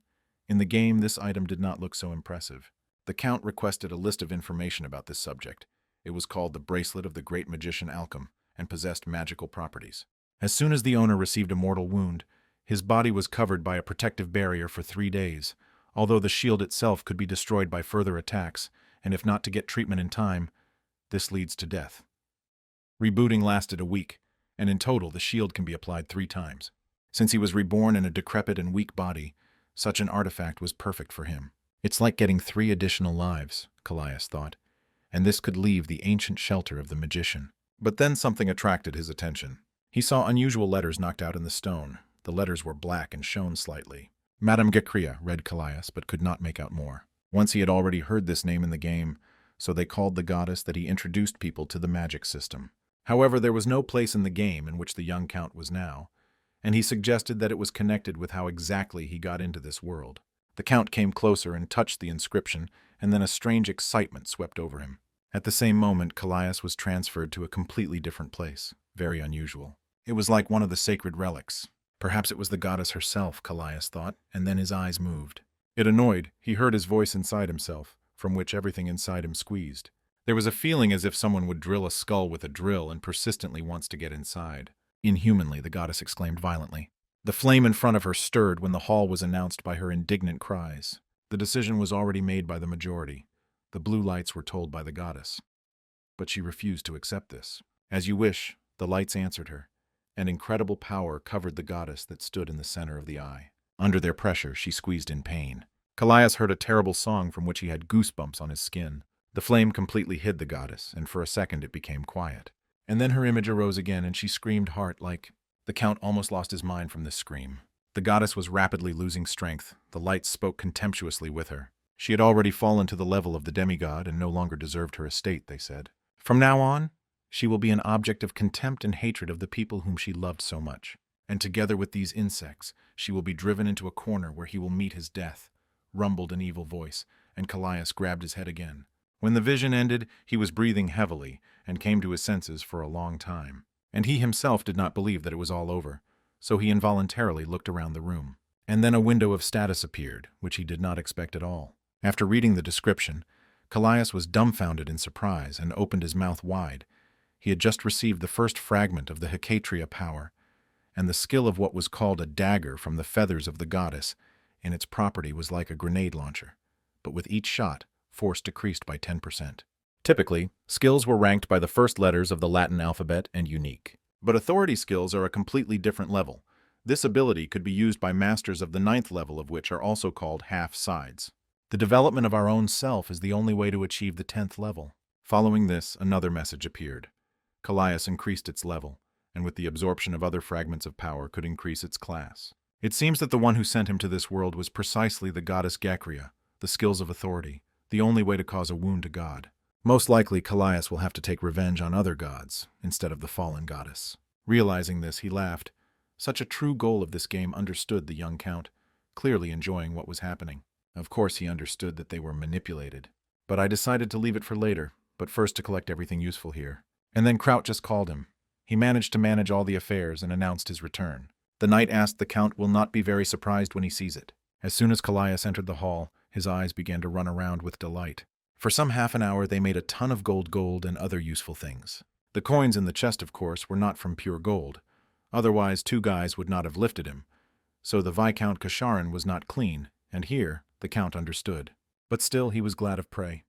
They received 6 such chests, and gold can be melted after draining slag. Kraut announced that silver is the most, 420 settlements in the amount of several million gold. However, their little detachment will not just return with all this wealth back. The count was quite looking at the prey. They could no longer worry about the debts of the county. He was not even worried about the weight of all this treasury. Indeed, thanks to the fight with the goblin, he gained access to the inventory. Finally, he had the opportunity to use it, and the count smiled, caught the knight's puzzled gaze. He will wink around the bodyguard, and ordered to put all the boxes in one place. There was something to see. The boxes occupied the entire hall, even when they were laid tightly. The count ordered everyone to prepare to leave this place. Kraut again looked puzzled, not understanding what the master had planned. In this world, no one except him owned the player's privilege, in the form of skills and inventory, so people are unlikely to understand even if Callias thought to explain everything to them. Therefore, now he needed to somehow beg everyone understanding. When all the soldiers left the magician of the magician, Kraut asked him what they would do with the boxes. Then Callias showed him a protective bracelet, and said that there is a spatial pocket in it, such a first-class artifact inside which you can place the entire treasury. The knight bulged his eyes so that they almost fell out of the orbits. He could not think that such artifacts exist, but the count immediately warned him that it needed to be kept secret. And the knight vigorously shook his head, making it clear that he was a grave. Callias thanked him and turned back to pray. As soon as he looked at some object, a status window arose, and then it could be moved to the inventory as in the game. Each item even had its own badge. And then, by simple manipulations, Callias dragged everything to his inventory with something reminding the sorcerer when he waving his hands. And again he grinned at enjoying the success, for which the soldiers gave their lives and shed blood and sweat. The path to the top is never easy and always gets at a high price, he thought when he went upstairs. Bright sunlight beat him in the eye, and it took time to get used to him. Kraut built his soldier and reported that they were ready to send. The Count looked around in surprise. His scout still did not return. He was alarmed, although quite a lot of time passed. The knight immediately reminded of his suspicions, deciding that the girl had to run away. But Callias only sternly measured him with a look. "Does he still think that the retreat of snow monsters was an accident?" the young count asked the knight. And the bodyguard involuntarily stretched out along the string. Then Callias told him everything. Upon learning that the brave girl herself rushed into the lair of monsters, Kraut was horrified. He was declared shame for his distrust. He immediately stated that he did not want her death. And the count reminded the knight that he had given such an order to Lyra, only because he refused to follow his instruction, and himself entered the battle in which he could not win. Then, for security reasons, he decided not to use unverified tactics, because it is 100 times better to rush with swords against huge monsters. Turning back, Kraut realized that the count was right and bit his lip. Since Lyra did not return to her, something happened, Callias told them. Thanks to this girl, they escaped with small victims last time because now they are turning them, and loudly demanded an answer from them.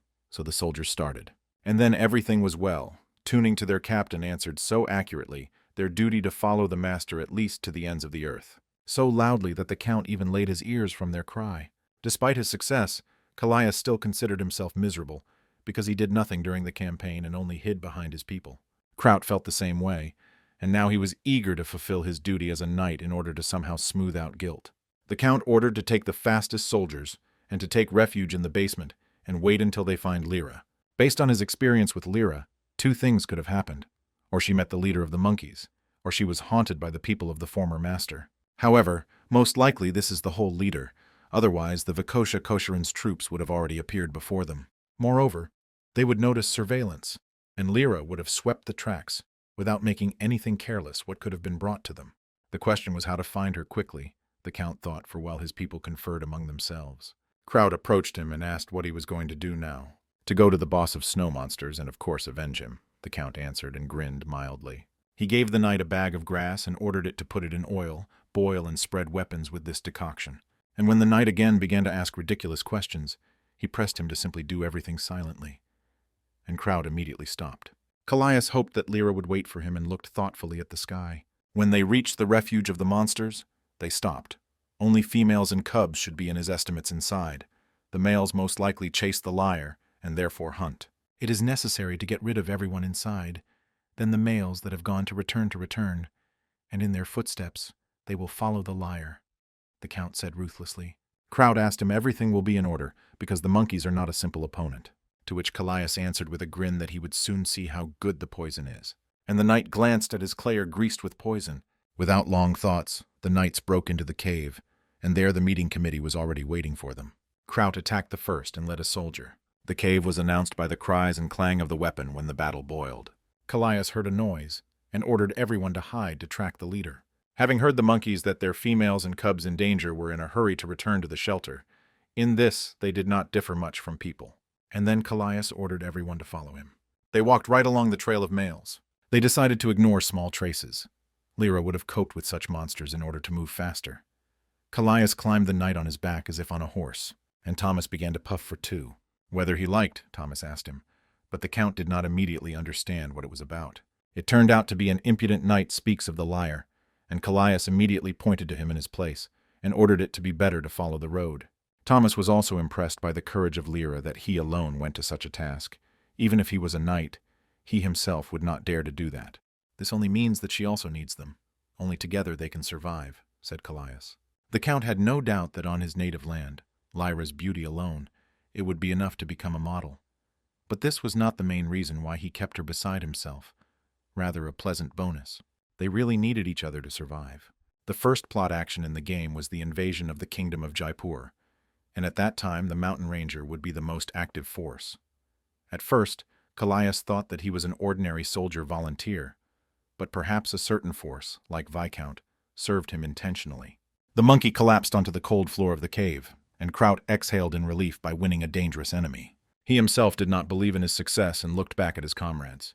Those congratulated him on success, as their captain turned his captain without one scratch. Recollecting himself, the knight answered them that now is not the time to relax and you need to go for the master. And he himself was the first to tear in his footsteps, in a hurry to be driven by his innate sense of anxiety. In a short time, while he served under the leadership of the young count, Kraut managed to feel respect for him. When Callias arrived at the place on the right horse Thomas, he shuddered. Lyra lay back on the green grass, but she was surrounded by large evil wolves that they came to enjoy easy prey. Thomas dropped the count from the scout and himself with a sword or with a saber rushed to drive out predators. They were far from the level of monkeys, so an experienced knight quickly cut their heads. The count examined the girl, her cloak and armor were torn off. The fight was very chosen by the scout. Callias felt a prick of guilt and regret, and grabbed a healing potion from the inventory, in the hope that this will help. He poured a little onto the wound, and then poured it right into the throat, and the girl's body surrounded the warm light. External wounds dragged on and stopped bleeding. At least the scout remained alive, and Callias could breathe a sigh of relief. The wounds to drag on it themselves, but for Lyra will return to line. She will have to give another potion. Then Thomas returned, and said that he had driven all the wolves. Then the count asked him to turn the girl, and again he poured a little potion into her throat. They were delighted when they saw a blush on the victim's cheeks. Then Kraut caught up with them, rejoicing that no one was injured in his absence. The count realized that the knights coped and his plan worked. A week later they returned to the birth castle, the sky over which was blue and clean. The young count did not lose time, began to strengthen his body with morning jogging. Callias has already reached the 18th level, and it was a good result. Because an adult man with average skills could reach a 20th level, for a guy for 15 years, this is already something. Russell, not without pleasure, noted that even though the boy began to train recently, his growth was impressive, and apparently his body is not as simple as they thought. Kraut agreed with him. Now Callias looked much better than when they were on a campaign, as if he had secretly ate something. Rastel, just in case, gave the knight a crack so that he would not relax. Callias felt that the next level was not far off at all, and already anticipated this moment.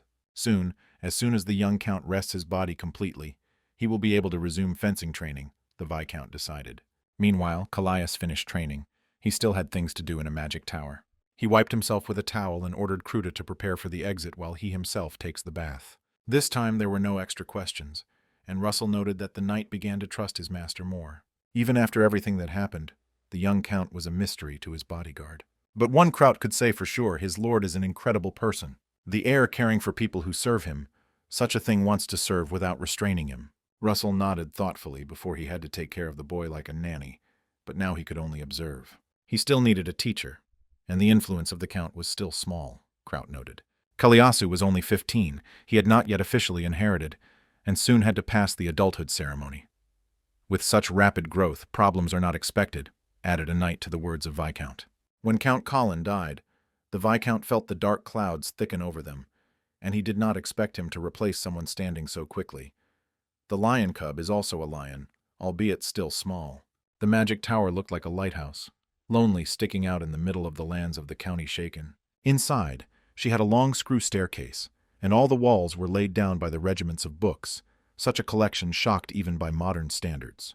The count and his faithful dog bodyguard entered. The doors were opened by a young woman with glasses, who was very surprised to see her guests. She immediately exclaimed joyfully, and with a blush on her cheeks grabbed the count's hand, inviting him to enter. The sorceress chirped incessantly about how glad to see a young and beautiful guy at home. Seeing how they crumbled dumbfounded on the threshold, she dragged them inside and put them nearby. Mages always lived on their own minds.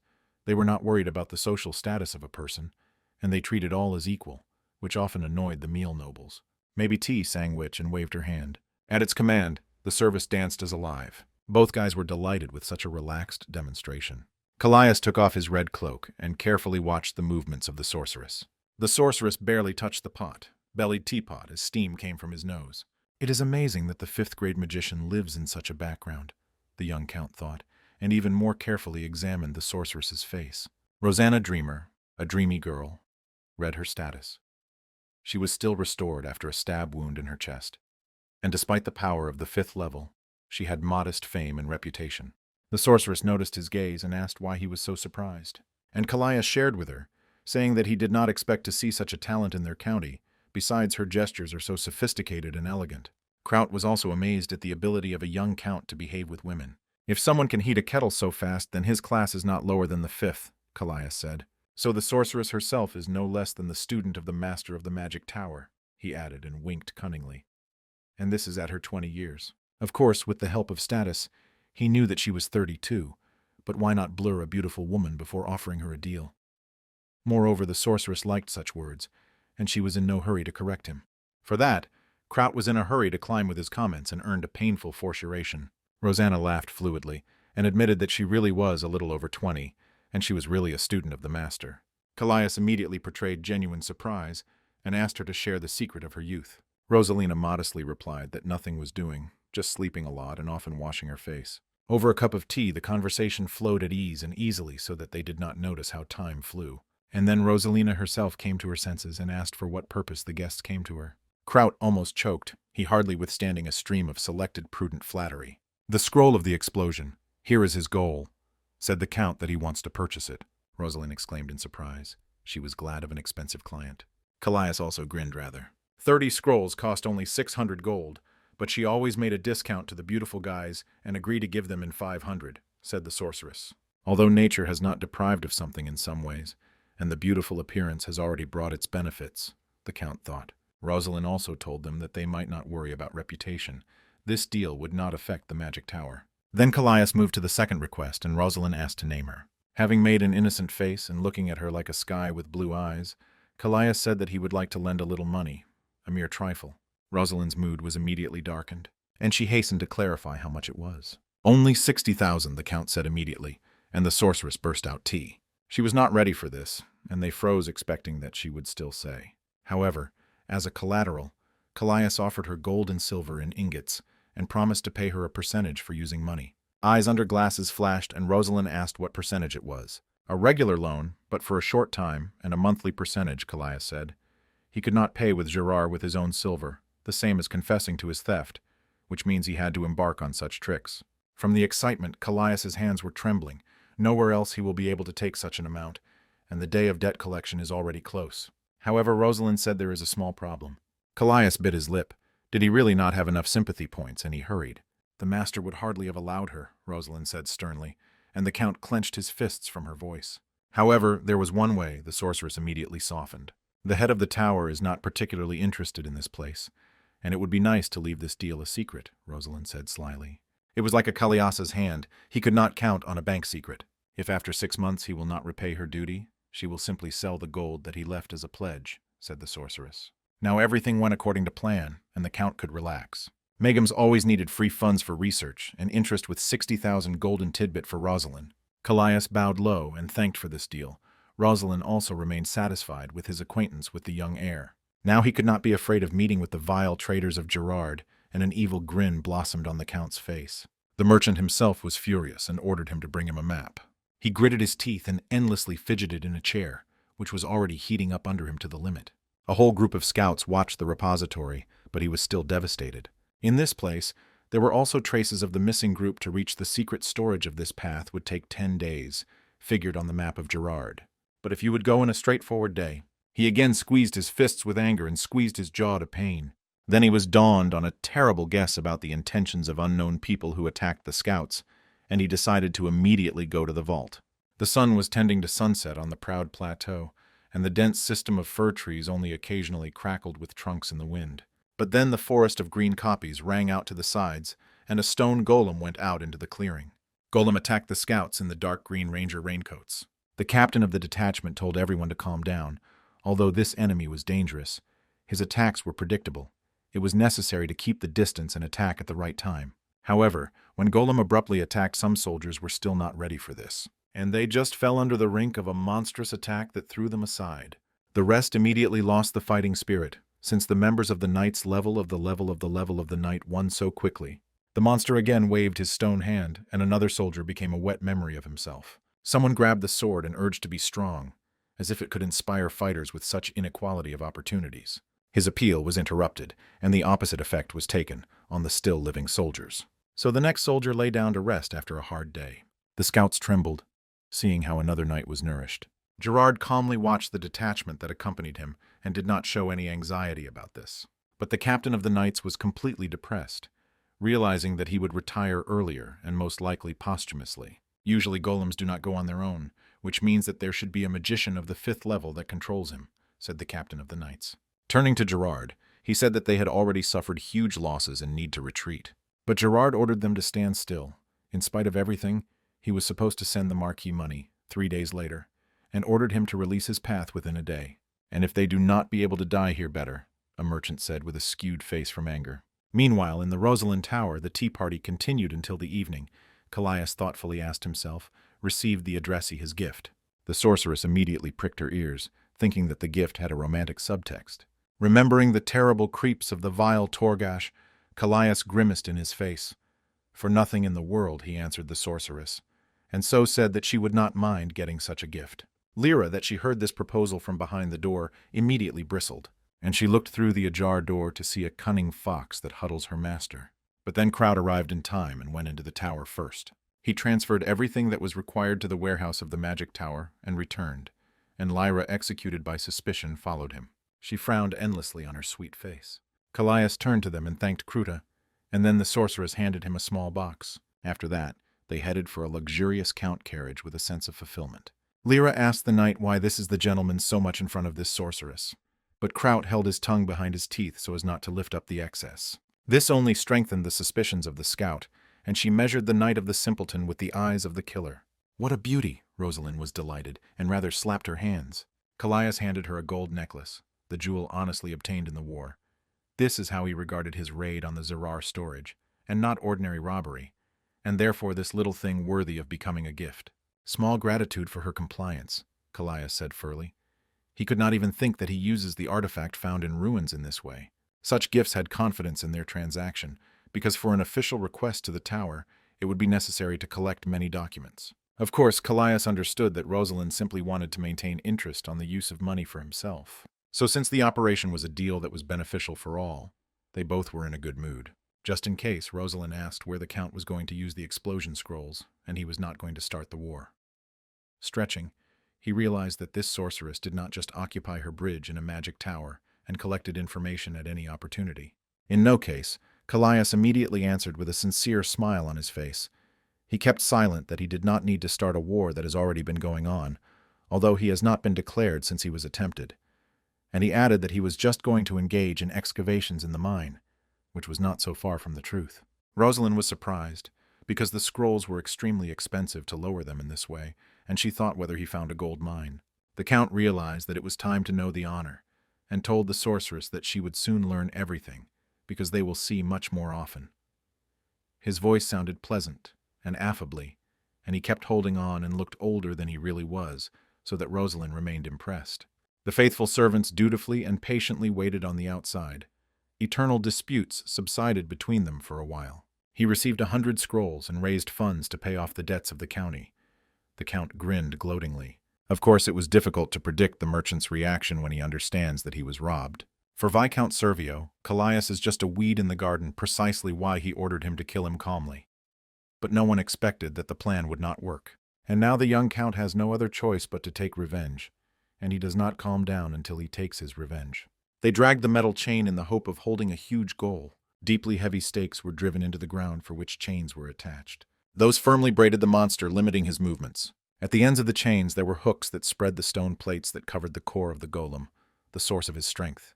The strongest warrior in the detachment of Gerera rushed forward and pierced this core with his sword. Golem exploded and buried under the stone fragments of several other members of the detachment. The battlefield looked depressing. Even if they destroyed the monster, it could hardly be called a victory. The losses amounted to more than half of the detachment. With horror, the captain of the knights counted. But Gerard did not even bother to honor the fallen and demanded to open the gate, rather. They got to heavy gates, in the middle of which there was a recess in the form of a hemisphere. One of the servants held out the key to Gerard and bowed to him, although he was not a noble man. But now no one else wanted to anger the hot-tempered master. Gerard grabbed the key and placed the ball in the recess. However, a warning call was heard from the depths of the storage, which reported that the key was not suitable, and the interception procedures of the intruder are launched. The system helpfully warned everyone that the countdown started, and they should move away. Gerard tried again, and the same call repeated all of the above.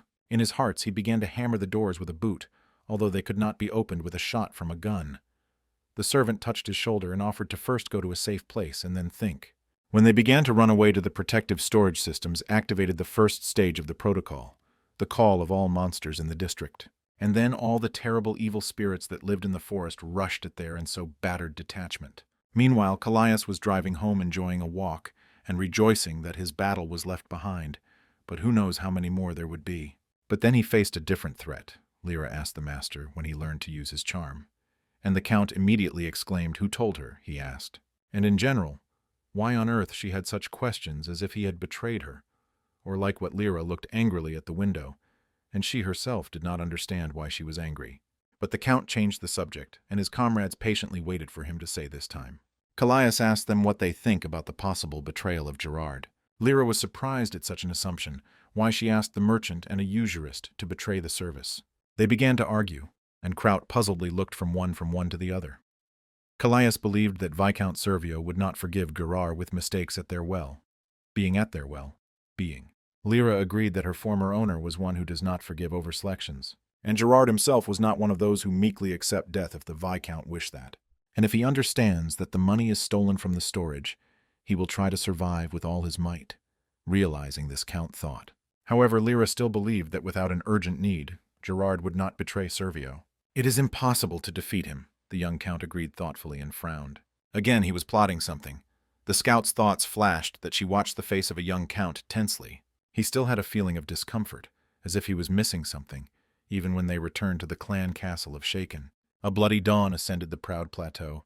He did not bring relief to those who survived this nightmare night, somehow fighting off the hordes of monsters at the cost of the entire detachment.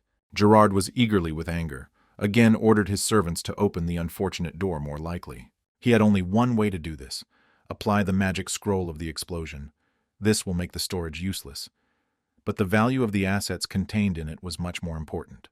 A deafening explosion of an echo whose shipped explosion thundered several times from the rocks. When the dust lay down, Gerard headed for a gaping break in a rock. All this time he ruthlessly gnawed on doubts. And not in vain, because when he went inside, he saw there only an empty hall there.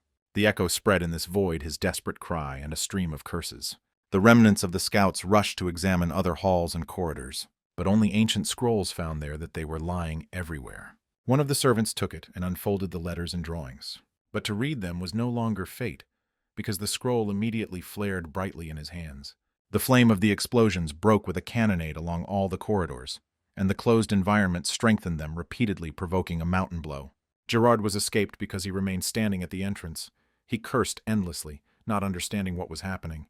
When people came to their senses a bit, they noticed that the mine collapsed, and the blockage buried many of them. This is the end, ruthless awareness came to the merchant. After this, Viscount Servo will definitely kill him. He understood and shuddered with fear. From these thoughts, the merchant was completely drooping and depressed. So the time has come, they thought, and looked at his subordinate. The homeland will never forget your feat of soldiers, the Gerard began solemn speech. But the soldier quickly realized that now is not the time for awards to the distinguished. And before he moved, he became a hero posthumously. It was just like that circumstances. A dishonorable merchant apologized. There is no other option to keep everything secret.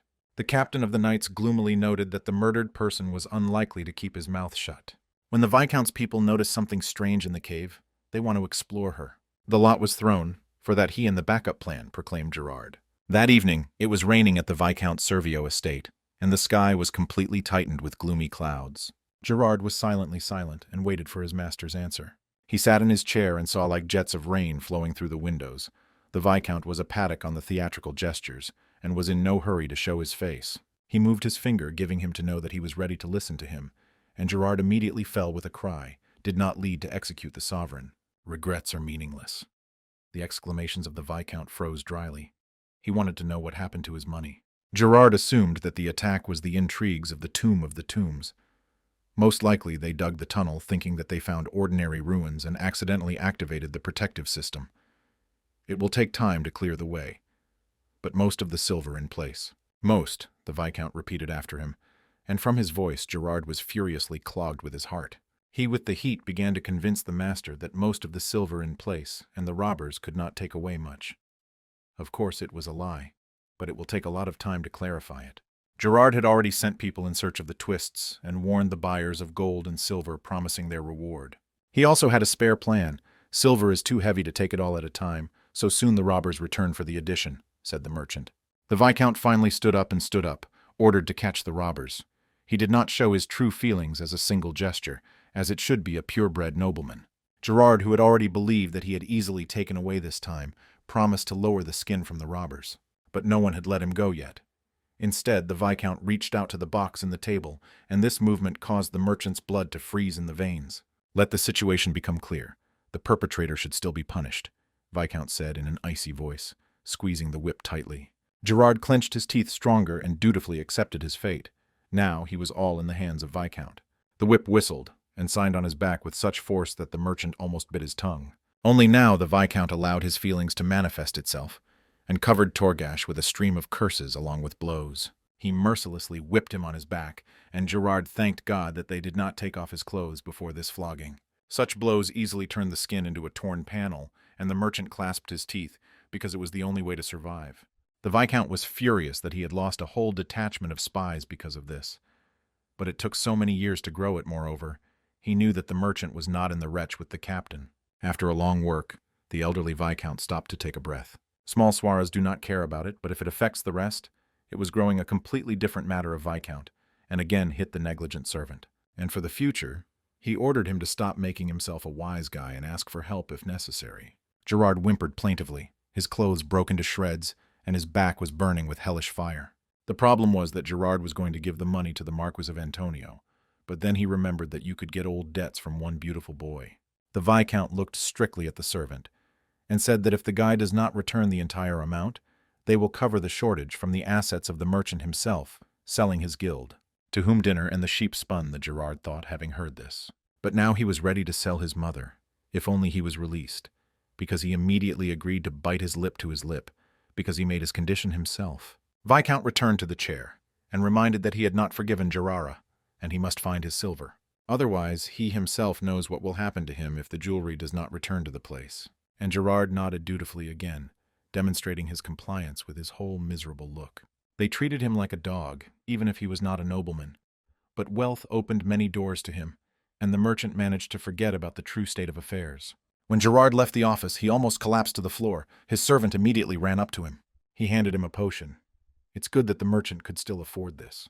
Then he eagerly drank the contents of the healing bubble, which instantly eased the heat in the back. The servant covered his disfigured back, but the merchant ordered to lubricate it with the potion too, and asked what was there with Jacob. It turned out that they got rid of him yesterday since he was useless, but there was another boy from a desert named Tar. Her blonde hair with Zelensi is very similar to Callias. Gerard dagged with displeasure since the boy was dark-skinned from the desert, and he did not like those. But the choice was small. It was necessary to hold out a little more. It took another 3 days to prepare their plan, but the pursuit would give them problems, the servant said. It will be difficult to escape in this position. They will not have a better time, said Gerard for this.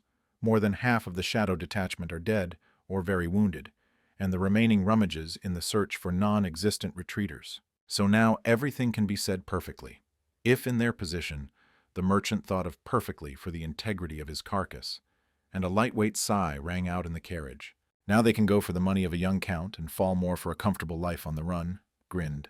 But his servant was not sure that they would receive the money of the count so easily, because it was not for nothing that the boy figured out the question of his inheritance so quickly. A few days later, the sun still shone brightly above the castle of Shaken. Kraut burst into the room where the young count and Viscount Russell burst, and he reported on the arrival of Gerard Milkus, whom they were already waiting. Callias was not surprised, and only grunted, stretched out on the mountain of papers on his table. Russell ordered the knight to accompany the master. He did not go with them. The young count has already proved that it has the abilities worthy of the heir, and the presence of Viscount will only undermine his authority. Kraut nodded knowingly. Callias could take care of himself. Gerard welcomed him so selflessly, as if he were already the owner of this castle, and he now received guests. The count looks even more beautiful than the last time, he said, and grinned. Callias measured him with an arrogant and contemptuous look, and ordered him to go to business, without unnecessary chatter, thus immediately showing the merchant that his place in a market shop. But these words did not penetrate Gerard. He only grinned wider. After all, very soon the recovery procedure will begin. There is not a single way what county can repay such a duty, the arrogant merchant explicitly said. It would be interesting to look at him if the young count declared military training and simply strangled a miserable user and burned debt papers. Gerard was already striking on all values that could take as a pledge, and Kraut measured him with a contemptuous look for this. "And if I refuse?" the young count asked coldly. The merchant, without any manners, boldly stated that he would appoint some people to look after the count so that he would not escape. Although not a single crazy nobleman would have escaped from his estate, and would rather have lifted the arrogant commoner. Gerard pulled his finger out of his mouth and jammed in Callias, saying that he would be under his full control. Such behavior in itself was an insult to honor. The count had every right to execute the impudent in place. It is not surprising that Kraut immediately grabbed the sword, wanting to lay out the impudent worm. For some unknown reason, Gerard felt extremely free and believed that he could be able to knock out debts from an ancient family heir. But the young count played along with the merchant and asked him to postpone the penalty, since such a master in the debt case. He grinned rather, like a well-fed cat on the mouse, and answered that there is a method, but for this the count should show his sincerity. Kraut still barely held on to not finish this ridiculous conversation. Callias thought the usurer begged a bribe, he needed money, and urgently that he even came ahead of schedule for several days. Exactly, the Count of Money suddenly understood the Count. Gerard had already noticed theft, and now he was in a hurry to compensate for the loss. Then Callias told the bastard that he had the right amount in his hands, so they can do without sincerity. Gerard could not stand it, and immediately jumped up by hitting the table and not believing his ears. To be surprised, the young count answered this, because this news should be able to please the usurer. And he laid out in front of him on the table a bearer of the bearer released by the Royal Commercial Chamber. The merchant frowned. He was hoping to pick up jewelry and a sonorous coin, the paper, although light, but on the run from it is little to use. But on the other hand, he could escape with this tremendous amount to another country at once, the merchant quickly thought, and his pupils rode exactly the fleas. But this was not all. The count triumphantly grinned all went as well as possible, and he laid a silver ingot in front of the traders, just the same what was cast in secret spears. Callias proposed to check the authenticity of this silver for one. He hinted that he found 13 boxes, and each in 30, 2 of these ingots. And then Gerard realized that it was stuck. The young count could reveal that he had stolen at Viscount, and this could be perceived as a threat. Could a simple child crank this? Gerard stared amazed at the young count. If Viscount Servio finds out about the theft of his silver, the merchant does not even have time to squeak. Callias, realizing this, continued to crush this, and warned that rumors could crawl out. Someone escaped with illegal silver obtained Viscount Servio on his lands. "There are only 2 chairs that he can sit on," said the young count, and showed them with a gesture. "You can reveal everything and bear punishment, or betray the Viscount," finished Callias, and from his voice the blood was in the veins no less than from the presence of Servio. The count gave the rat in a corner to think, now is the time to give him little hope. He offered Gerard the help in the escape, and stated that this is a rare opportunity for which he should grab. Kraut involuntarily glanced at the master, sensing that he was plotting something strange. It was not enough to run away. In the end, it is better to die at once than life in poverty. Callias nodded, agreeing. Everyone needs the basis that no one could touch. Gerard realized that he should serve him now. The count spread his hands. Gerard already became a servant of one of the most influential people in the country. The merchant said that he needed support even more powerful than Viscount was at Viscount. Callias nodded again and handed him the paper for signing, because everything in the world has its own price. It was a receipt of the full return of the debt. The bond was presented to the royal family. Realizing the whole plan of Callias, Gerard burst out laughing with relief. "Perhaps this plan will work," he said, and agreed to sign. "And I remembered for the future that it is better not to cross this person to the future." "Great," the young count exclaimed and smiled affably. He was definitely not for those whom the merchant could handle. When the ink was dried on paper, Gerard asked what to do next. "And then his path lies to the capital," the young count told him. There was no trace of the last insolence, and awake in a trace. Now he bowed to the Count of Farewell like a husky dog. Kraut looked thoughtfully after him. "Let the Lord foresaw everything." "But what will happen next?" he asked. "They need support," Callias answered him. "And the most powerful person is the first son of the king, Prince Gale. Until they do anything, the support of the prince is not the thing that just comes and leaves. They simply spent 60,000 gold, having received something more valuable in return," said Callias. But Ostalop the bodyguard understood only that the planes of the count were not available to him. "This comes over time," Callias said condescendingly when they returned to the tribal castle. Chamberlain burst into the Viscount's office with an urgent report. Apparently he was in a hurry that he put on his first hand, and it turned out to be the Crusader's grandfather's camisole. He reported that the entire management of the company Milkus was gone. The main assets are still on the balance sheet, but there are already bidding for them, the servant said, and fell.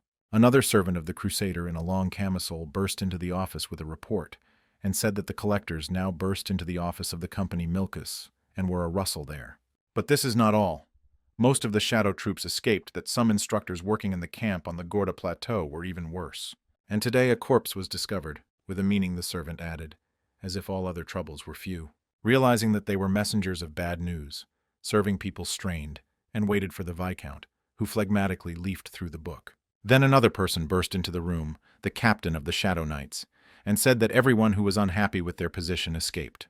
Then the Viscount could not stand it, and his fingers crushed the pages of the book. He asked where they saw Jirara last time. The county of Shaken, the captain of the knights, answered shortly, and everything fell into place. Last week the Count's guard raided the Gerard group. They were locked in prison and conducted an investigation, but it has already been confirmed that they were not there. Viscount continued to boil from these news. The captain pursued the fugitive to the very territory of the county of Shaken, but because of understandable reasons, he did not dare to move on. Again the castle Shaken stood in their way like a bone in his throat, thought Viscount, and closed the book. Not really, Gerard decided to grip and slip away from him. And then he laughed with a laughing laugh with laughter, and he realized that the merchant did it exactly. The first Viscount turned to Chamberlain and he started, hearing his name. He ordered him to go to the Proud Plateau and inspect the safe, as well as the presence of silver in him.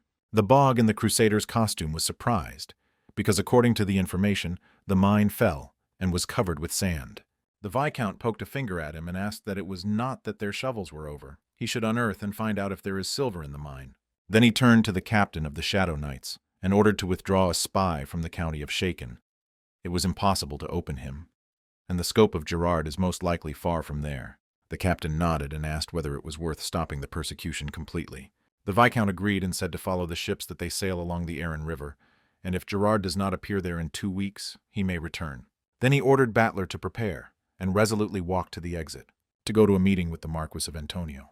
He lived in a luxurious, worthy king of the palace, which was surrounded by picturesque lawns of cut greens. Only the richest people could afford to grow grass and nothing more.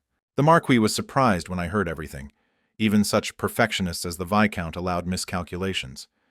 Servo, without a flinch, replied that just one pawn escaped. The Marquis was a little younger than the Viscount, but unlike it was hurt in the sides and overgrown with fat from a well-fed and lazy life. He spoke with him a voice of a man to whom everything was bored. Things are not going so smoothly. Perhaps he hurries, the Marquis said. But Servio objected that they would not have another opportunity to kill Count Colin Shaken. Support such a king of the king, and the balance of power would have shifted. The Marquis grunted. It really makes no sense to regret it. Viscount, with icy determination, stated that he would necessarily catch the merchant who had escaped with his money, but did not know what the young count had planned to help in this escape. Whether they should declare war and decide everything by force, asked his Marquis, and the Viscount frowned. It is better to use diplomatic pressure, he suggested. This surprised the Marquis. It would seem that they had already done what they could. The Shaken family has not yet replaced its representative in the House of Lords, Viscount said. Or sell Tigrum on their side, and you can use it until it was replaced, Viscount proposed. This was interested in the Marquis, because if you do without war, it will reduce their expenses. However, both of them did not assume that Callias had already unraveled their plans. Servio would definitely not put pressure on them with military force, and he already knows about the betrayal of Gerard, which means he knows that the merchant helped to escape. Here, Kraut realized that they would rather oppress them diplomatically, and they would leave wars as an extreme remedy, because it is expensive. But how exactly they would do this, the knight did not understand. To manage the affairs of his estate, the owner must be on Earth, but he still needs a permanent representative in the capital to protect his interests in front of the king. For this, there is a House of Lords where agents are sent, Kraut said. And now the representative of this county is Orsul Tigrum, as the young lord has already found out. And then the knight seemed to be pierced by lightning, because this man was from the nearest associates of Lady Stella. This is a huge problem for them. Kraut immediately got nervous and worried, surprised that the master took everything in cold blood. However, all this was part of his plan. He intentionally did not remove this person from his post to leave the enemy an understandable path to victory. It is better to leave obvious weakness than to guess where the enemy will strike, and when it is easier to deliver an unexpected blow. The royal capital of Ellison was a huge metropolis by medieval standards, 250,000 people, 5 centuries of continuous history. No walls could keep the rapidly developing capital. The royal castle of the wise king, Clevio Clark, heart of this city, gray and gloomy, he personified power obtained and held by force. In the middle of the huge throne room, the king was sitting, With a gesture of his hand, he ordered to start a meeting. The king was already in the years and spoke in a weak voice, but still kept with dignity. The first topic was the change of heir in the county of Shaken. King Clevio remembered the old Count Colin and regretted his death. At the king of the king, a representative of the county Shaken came forward to guide the answer for his master. It was a middle-aged gentleman in an exquisite suit, and he introduced himself as an Orcel Tigrim. The king nodded tiredly. Over all the years he was tired of the endless affairs of his state. Orcel began by the fact that currently in the county of the problem, because of which ordinary residents suffer. The king only slightly frowned. Every day someone suffered from that. Then Orcel said that the first heir to Callias applied military force to usurp power. He falsely accused Count Colin's ex-wife of murder and imprisoned her, and also sealed the nucleus of mana of his half-brother. The Marquis of Antonio and Viscount Servio looked quite at this move of the representative. The king should immediately understand that the young man is too hot and needs pacification. Rumors reached him that the young count was slightly not in himself, and the king requested details. Orcel nodded. Everyone knows that the heir wanted to commit suicide, but the attempt ended with failure because of this experience his mind enclosed. But the old lion was not so simple. He was well aware that Count Colin died not just like that, and due to intrigues, because it was one of the few people to whom the king could trust. The lands of the county Shaken were ruled by aristocrats from the Viscount Servo-Kosharin family, and Granbine had every chance of becoming the heir to 2 titles, so that the king understood their interest to finally solve the issue of inheritance. The lonely and young count managed to break his teeth to his enemies. He certainly thought the king thought so simple and smiled at the edges of his lips. It turns out that the knights support him, since nothing is heard about the uprising, the king said, and leaned his elbow on the throne. Or maybe they follow the orders of a madman, he asked Orcel. He shortened, received a blow from where he did not wait. Usually the king did not show interest in state affairs.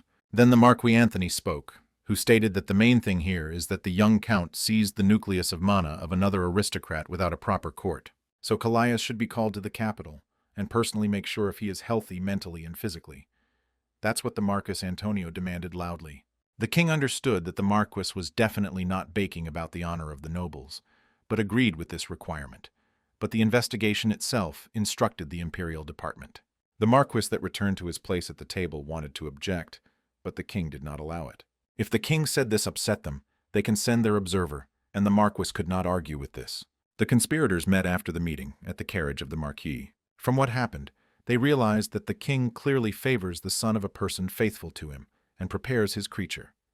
The ancient principles share and rule. The king in every possible way sought to avoid the unification of the territories of the county of Shaken and Kosharin in some hands hostile to him. Servio was still strongly configured. He did not see a big problem in this. And the Marquis asked what Viscount had a plan. To become the guardian of the country, that is the king's father, in law, Servio answered him gloomily. The Marquis grimaced from this. To give his beloved daughter for a decrepit old man, only an offer caused anger in him. Servo realized that the time has not yet come for this card. He immediately clarified that this is not about the current king. God let him live for a long time. But who knows can change everything in 5 years, Viscount added. Cheating, the Marquis almost whispered. But he liked the idea. A new broom and a new one is dumb, and he will have a young wife, daughter of the Marquis Antonio. A few days later, the walls of the castle Shaken were announced screams about the arrival of the royal decree. And what is there? Asked the young count. Not a drop was not surprised by this news. Thomas hesitated and did not know how best to put it. Callias leaned back in his chair and asked to simply inform the essence of the matter without any formalities. The count is ordered to inform the Department of Management as soon as possible and give explanations about suspicions around him, said Thomas. And what kind of suspicion? The young count asked indifferently. Their goal was to check how the suicide attempt affected him, Thomas answered gloomily. Callias laughed like a madman. Decrepit old people decided that he simply survived the mind and wanted to confirm it.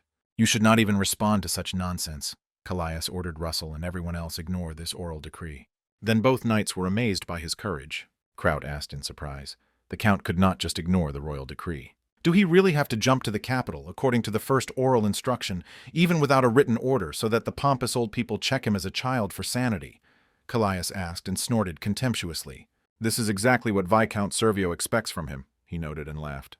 With all their might, they simply want to separate his head from the body and call it punitive psychiatry, especially since Granbine, although broken, is still alive and can accept the title. The faithful knights of the count immediately expressed a desire to fight for him until his death if necessary, angry from the treacherous plans of the enemy. Callias smiled pretty. It is useful to have stupid but faithful servants. You can always rely on them and are not afraid of a blow to the back, and this is worth a lot. He told the guys not to worry. Some in the capital to fight for them with the help of a pen and paper, and knights again froze with a surprised look. The count smiled easily when they realized that this is the same daring merchant Gerard. 2 weeks later, outraged by the fact that his instructions are ignored, the Marquis of Anthony came to the king. With him there was an elderly wolf Servio, which always kept aside and carefully watched everyone. The king only dismissed these claims that the young guy had not yet fully entered the rites. The Marquis did not stop, the young or not, but Callias seized the core of his half-brother in a hurry, and now he simply avoids responsibility. Among the nobles and their representatives, a quiet whisper went. "And what to do to the king?" asked the king, playing along with the Marquise. It was an unprecedented honor for an aristocrat when His Majesty asked for advice, or maybe a trap. The Marquis of Anthony, with a satisfied look, said that he would personally go to county and check everything, and then present it in the best possible way. The king smiled and said that he was glad once the Marquis has no other things and he could do it. It was a very subtle political game that not many could catch. Many were scared with the ease of the king could unite forces with his political enemies. They figured out this, and His Majesty ordered to move on to the next issue requiring him attention. The manager froze reading the following matter. He was too surprised and slow. The topic touched the engagement of the fifth prince, announced the butler, and all the conversations in the huge hall subsided at once. The Duke of Automir was also surprised. Perhaps he had his own species for this engagement. The king remembered that the Marquis has a wonderful daughter and suggested that she give her out for the fifth prince. The Marquis was very happy about this and replied that this was a great honor for them. So many realized that before their eyes the king and the Marquise concluded an alliance. The Duke of Automir jumped out first and said that it was usually customary to choose wives from the queen's entourage, or other noble families of the highest aristocracy, in order to understand how a girl in a decent society will behave. This is a serious statement. Even if the prince was the fifth in line, the title of the Marquis is 2 rank lower, his title of the Duke. At the same time, the Marquis Antonio was clearly flattered by the coordination of the king. Is the daughter of the Marquise a village simpleton? The king was surprised, and the Duke immediately began to mumble what did not mean this. The king cut off all objections hard and clearly. Only parents decide who to give their children and no one else for. His voice echoed in the walls of the hall. Even if he was old, he could still growl like a lion. The Duke did not know what to say and how to make excuses. They themselves could not understand what the king's anger introduced upon himself. The butler stared in surprise at the Duke. Together with him, they supported the first prince, the first son from his first marriage. However, the fifth prince was the son of the current queen. Such favoritism could say that the king decided to make Seal his successor and to rule further while he was young. But it looked as if the king himself knocked over his fraction, and possibly the whole table. And then the doors of the throne room opened, and the heralds announced the arrival of the first prince. Young, energetic, with a springy gait of a fencer, all dressed in black and with a gold cross on the chest. The prince looked impassive, and his pale face was more like a mask. He directly turned to the king and stated that he had something to say. The king immediately took him in bayonets. He did not remember to call the Dauphin to himself, and therefore imperiously ordered him to leave immediately, all the same as putting it away. The prince's dark eyes kohl. He did not express any resentment. He continued to stand his ground. It was not that he decided to resist the king, His Majesty asked coldly.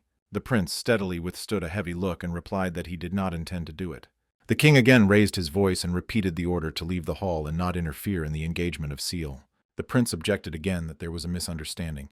He had no intention of interfering in his brother's marriage. He had important information on which he accidentally stumbled up, but because of the importance, the matter did not suffer His Majesty, and all the lords should know about it. The king listened to these words and ordered the prince to speak. The letter of Russell appeared in his hands, which was now managed by Shaken's estate as a regent. The king was surprised that this surname surfaced again, although it would seem that the case was already settled. The Duke of Automir immediately supported the prince, and said that Shaken was not clear yet in the case. It is incomprehensible that even the messenger did not arrive with the answer to the royal decree. In addition, the Marquis of Antonio is Mr. Viscount Servio. So there is a conflict of interests, because Callias sealed the core of the representative of the Kosharin family. Then the Marquis Anthony was very offended and growled, not really to blame him for lies. But the Duke continued, saying that interested parties should act only as intermediaries. Then the Marquis wrapped the same argument against Russell. As a representative of the Shaken house, he could come into a conspiracy with Callias. It was a significant argument, and the Duke did not know how to reject him so as not to weaken his own position. Therefore, he immediately covered himself with the authority of Russell Killizel, who was the head of the Order of the Blue Leo, and he is a noble master of the sword, who will never compromise with injustice. Also in his hands are the Royal Honorary Medal, and he is a hero of the country. The prince nodded in the affirmative, as if agreeing with the duke. They skillfully led their part to unwind the intrigue of Shaken in his favor. It is difficult to blame the hero of the country of lies, so the Marquis bit his lip with anger. Distrust of the faithful knight is like not trusting the country, the duke said. The king immediately stood up for the Marquis, saying that he could not go so far in suspicions. The Marquis immediately agreed with the king, saying that this was not at all. But if so, there is no problem in order to get acquainted with the content of the letter, the prince said, and again showed the scroll in his hand. The king could not do anything about it, since his courtiers want to intrigue against each other. Let them do it before his eyes, and allowed to read the scroll. The prince read aloud. According to Russell, the attempt was pure truth. Moreover, Grandbyne seized his core himself and pleaded guilty to soften the punishment. The Marquis Antonio grimaced. Now the intrigue unfolded against them. And this letter can be considered a report on the punishment of criminals. All the knights unanimously supported this decision. The prince finished reading. Then another nobleman approached Prince Gale. He asked to give him a look at the signature. As a person that was with a Russell in the guard of the knights, he knows the handwriting of the Viscount well, said the Marquis Serevenir. This tall, lean like poplar, the old man was widely known as the Sword of the Kingdom. He was proud of his skills, and Russell was one of the few whom the Marquis recognized. After checking, the server confirmed that the signature is genuine. Antonio made a big mistake trying to doubt the honor of Russell. Now the Libra Cup finally leaned in favor of the prince. The Marquis Antonio frowned again. Initially, they wanted to weaken the royal fraction and eliminate Count Colin, who was their leader. However, at the most inappropriate moment for them, a black prince appeared. The new alignment of forces is already ready. The influence is separated between the first prince and the fifth, and their struggle for the throne will soon begin, which means that the Marquis had to deal with the county of Shaken as quickly as possible. He squeezed his fists with anger, and again repeated that he did not dare to doubt the honor of the knight. It would not be enough to get a call from him for a duel. And he continued to ask if Grandbyne was involved in the attempt, because in their hands only not reliable evidence of the killer, and still it is necessary to conduct a second investigation. The Duke of Otomir immediately stuck, and said that all this does not mean that the title of Count Shaken can be left vacant. The Marquis replied that Callias is still 15, and he cannot get the title of a knight, and if you are giving up to the aristocrats, then it should become no less than the Master of the Sword. The server nodded thoughtfully, the obligation of the aristocrat to wage war, which means to be a knight. The Duke was indignant at how to become a master of only 15. He did not forget to recall that the Marquis of Antonio himself received this title only after 50, but he calmly objected that the head of the family must be a master. At least the Callias should rise to the level of user mana and prove its potential.